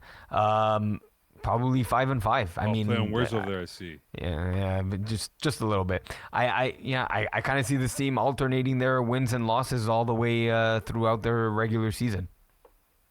Okay, on to the next question here, Iggs. Two-way player of the year. You got Alexandra Ladouceur, Maryse Paquette, or other. So two-way player of the year is still open-ended right now, but who you got winning this award? It's really tough. I think it's going to be between those two. I don't think it's going to be an other, unless there's like a late season surge from an unknown player that I don't know necessarily. But both Maryse Paquette and Alex Ladouceur, 4 INTs, both with pick sixes each, and they're both just absolutely tearing up the offensive stats page here, right? Maryse Paquette, 357 yards, 35 receptions, 7 touchdowns, tied for first with those 7 TDs, and then Alexandra Ladouceur already eclipsing 430 yards through the catching game, league high 41 receptions and 7 TDs. So currently, you can say the Triple Crown leader here. I think. I've seen Maryse Paquette win it in the past and be that dominant force, but I think Alexandra Ladouceur is going to do a lot of damage this year through that Wildcats offense, and then just defensively, if she continues at that pace, she's gonna need to go pick for pick with Maryse Paquette. But I think offensively, they're really running the Wildcats offense through Ladouceur. I think she has a slight edge. So I got the third option here to add to this 2-horse race. Okay. These 2 horses are very good, but there's a third horse that I think is going to be a part of that final quarter mile going towards the final turn here. MP Adam of Dream Killers. 15 tackles, 3 INTs, 4 PDs, no pick sixes yet. Now, if she were to get a pick six, I think that puts her right into that thick in that final length of a race over here with the other two. So I think Adam might be the dark horse. So if we had like a fan duel, like, odds of like, what the numbers would be, she would probably be like minus like 1,500 or minus 400. I'd take those odds on Adam. Wait, we do have it's flag duel. Come on, Mo. Keep it up. I'm saying MP Adam could be the one to watch out for. Okay, yeah, as your other. That's my observation. I think if she gets a pick six and continues at this clip, that's why I put money on going towards that award for women's too. And you said 2 names. Is maybe one of the names? Oh no, she's not rushing. I would have thought maybe Maggie Gervais putting up a lot more offensive stats with Fit Squad. 11 receptions, 217 yards, 5 TDs. I would have thought maybe she would have been top of the leaderboard in sacks, but I don't believe she's rushing for Fit Squad. No. Great player, great person off the field as well. A real nice class act that she is. 35 plus KTFL. We'll start off with them. What's been more hurtful? On Rock's 45-20 loss to JMJ, or Flag Plus overtime's tie against Brody Windsor? And what's the right decision in overtime? Super Bowl versus FPF edition. Go first or go second in the overtime session? Yeah, so I was there on Monday night at Saint Laurent. And I think that overtime tie hurts a little more for Flag Plus, right? Sitting without a victory right now at 0-4-1. Flag Plus. Actually, I can't remember who went first or second, but we'll talk about that in a second. But just going into that game without the victory and coming out of it, that the tie still feels like a loss. Maybe even Brody Windsor would probably say the same thing. But in on the flip side, on Rock, tough night for Chris Olsen. Had thrown 3 interceptions that night. You just know you're not going to win that game, with probably 10 minutes left, 5 minutes left in the game. So definitely, I personally think Flag Plus is, it stings a little more to get that overtime tie. But Mo, what is the right decision? Do you want to be going for the ball first? What, are the intricacies different now with the regular season overtime? It's like the coin toss. You always defer to have the ball in the second half, right? Because you kind of want to control the clock late first half going towards second half. In this case, you want to know what you're going for because, again, it's not the NFL recap. We're not doing that here. We're talking about FPF. But just to make a quick point here, you don't want to give the best player 4 downs to work with to get either a tie or a win. You want them to get 3 downs and go from there. In this case, because we don't have field goals, I'd rather go second because I want to know what my target mark is. Because if you don't hit the target mark early, you're giving them a free hit to win, no matter how you look at it. So I'm going second no matter what, however you want to look at it. That is the incorrect answer, Mo. And only in playoff overtime, not in a regular season overtime. Playoff overtime, you definitely want to be the team that has the ball last because you want to. Oh, okay, I was thinking playoff overtime more than regular season overtime. Yes, remember regular. Right. Yes, so you know what? Let's take a minute to distinguish the two. So, since we're in the regular season overtime, it's 1 attempt each from each team where you can either go for 1 or for 2. In playoff overtime, it is a 3-round shootout where it is an ABBA or a snake format. So Team A would go first, Team B would then go second and third, and then Team A would go fourth and fifth and finish off with Team B. So now is your answer going to change now that you're actually listening to the question and that we're talking about regular season overtime? Yeah, I mean, look, it's important to have that first attempt in regular season overtime because you hit it, the pressure's on to win it. But then again, the flip side is that if you don't hit it, then it's like you're giving that team a chance to beat you. But yes, in playoff, I'd rather go second, but in regular season, I'd rather go first. To kind of set the tone, because if you do hit it, then hey, the pressure's all on the second inning team to come with the points to win that game. Right, because remember, Mo, even if you go first and you go for one, and you hit it, the other team is forced to go for two. So you can force a team that is not comfortable with 2-point converts, especially you'll see that in the lower divisions, that if you hit your first convert, which is just for one, which a lot more teams in the lower divisions are comfortable with, you're forcing your opponent to go for two, and they must go for the win. So yes, you've now answered the question correctly. You want to go first in FPF's regular season overtime. All right, next question for KTFL. Final play of the game from 7 yards out. This is a very insulting question here. What? I would say big body receiver. Are you implying that they're out of shape? Like a tight end? No, like a tight end. Like a big. I would have said which big target receiver would you want to come up clutch? Is it Corey Sim Robertson, Lonnie Johnson, or Chris Brockwell? Right, they're all like physically imposing, right? They're able to box you out. They use their size to their advantage. So yes, big target. It's the same thing. It's a big body. Okay, maybe you worded it better. Maybe you worded it better than me. But honestly, all these guys are amongst the leaders in the KTFL draft division with their, I think even Corey Sim Robertson has the most TDs with 7, I believe, right now. But I've just seen it more from Chris Brockwell, coming up with clutch catches and big situations on the final plays of the game. So I would go with Chris Brockwell, but Lonnie Johnson's a close second. Yeah, I agree. I think Chris Brockwell has a little bit more agility than the other two. That's because of the age difference, right? With those two guys a little bit older than Brockwell, I believe. So I think Brockwell would be my target. I think he's got a really good radar, catching radius and radar to be positioned properly to box out and get himself that touchdown. So Brockwell's my guy that can do it. So on to Legends. 1-win team. Which of the 1-win teams has a chance to get to 4 wins? I mean, Everything Hurts is going to struggle just because they have, once again, a question mark at quarterback. So, I mean, that leaves Team Ethnic and Greyhawks. If you quickly look at the Team Ethnic senior, please, sir. If you look at their schedule, they play Greyhawks. So I'll quickly do if I think they'll win or lose. So they play Greyhawks. My God, 3 times. Let's say I'll say they'll win 2 of those. So that puts them at 3 wins. And then they play Everything Hurts twice.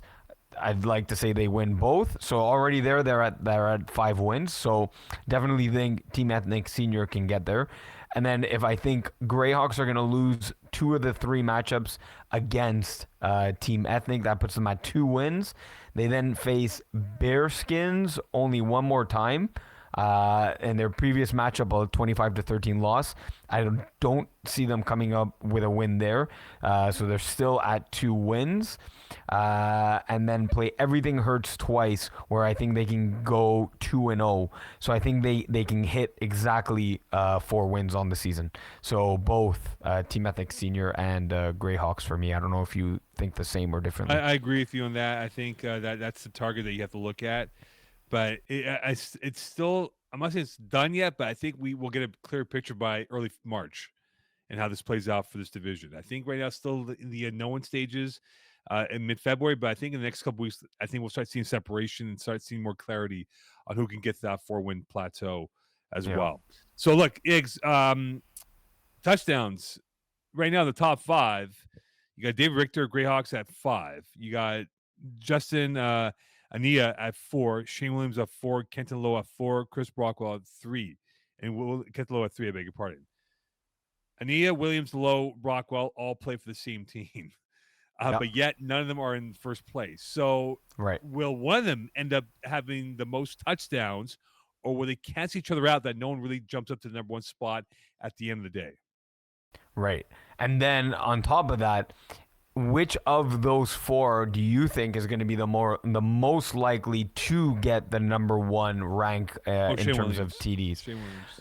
So Shane Williams already that is the most likely candidate to get the number one. But do you think any of those four would get the number one rank in Yeah, receiving I touchdowns? think so. Don't forget Wade Williams is also in that conversation, number 9, number 8 at 3 touchdowns. But I think Shane Williams can definitely do it. I think Shane has the pedigree. He's got the geography of understanding where to be. Like it's not Shane Williams of prime years. It's now Shane Williams who's much more smarter and trying to position himself on the football field. I would take him as my guy that I would pick to potentially win the most touchdowns in the 35 plus legends division. Yeah, I don't necessarily think any of them is gonna get it. I think a Bearskins receiver, with the Bearskins only having played, I believe, 3 games, one of the Bearskins receivers is gonna get the most touchdowns. But of the 4, even though he's, I got to look at the target share. And right now, Kenton Lowe with 20 targets, the most out of the pacemaker receivers.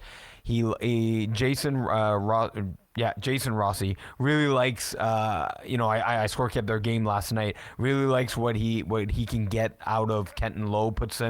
Makes him run routes that suit his skill set, and could have had a 4th touchdown last night in order to get him up to 4. But just back of the end zone, tough catch, tough angle for even both the referees and even honestly for me to see if it was a touchdown or not. But give me Kenton Lowe from Pacemakers to potentially be the number 1 touchdown receiver.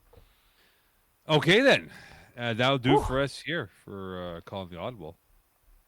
We what was this? This was wrapping up week 6. We got week 7 starting on Saturday. A lot of big games to look forward to. But Mo, how do you usually conclude this show? Well, before we do that, just want to give a heads up. What's the heads up? As we said at the top of the show, playoff schedule will come out in the coming days. Can't say much yet. I know Iggy, you and Rob spoke about it this morning. But there could be a schedule adjustment because of one weekend, which falls on a long weekend. We'll get more clarity in the coming days, I would imagine, on that front, Iggy. Yeah. Yes, correct. Yeah, so don't want to say anything yet about that, but we made a bit of a fumble. We kind of looked like Kyle Shanahan in the second half in that third quarter against the Chiefs, not realizing our mistakes early on. No. There's no fumbles in flag football. Come on, Mo. Yeah, there is with us when we fumble. When we bleep up, we really bleep up at FPF. That's how I look at it right now.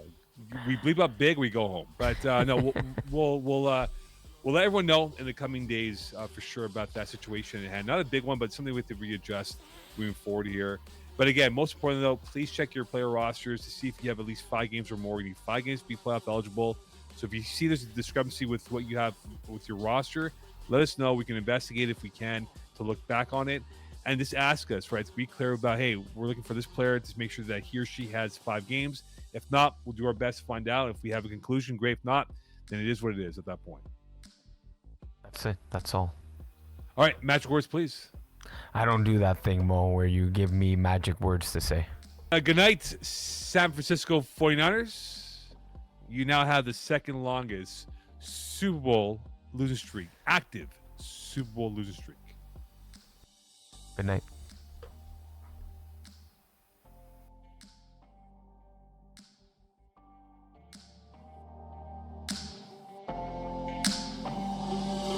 Put the place up.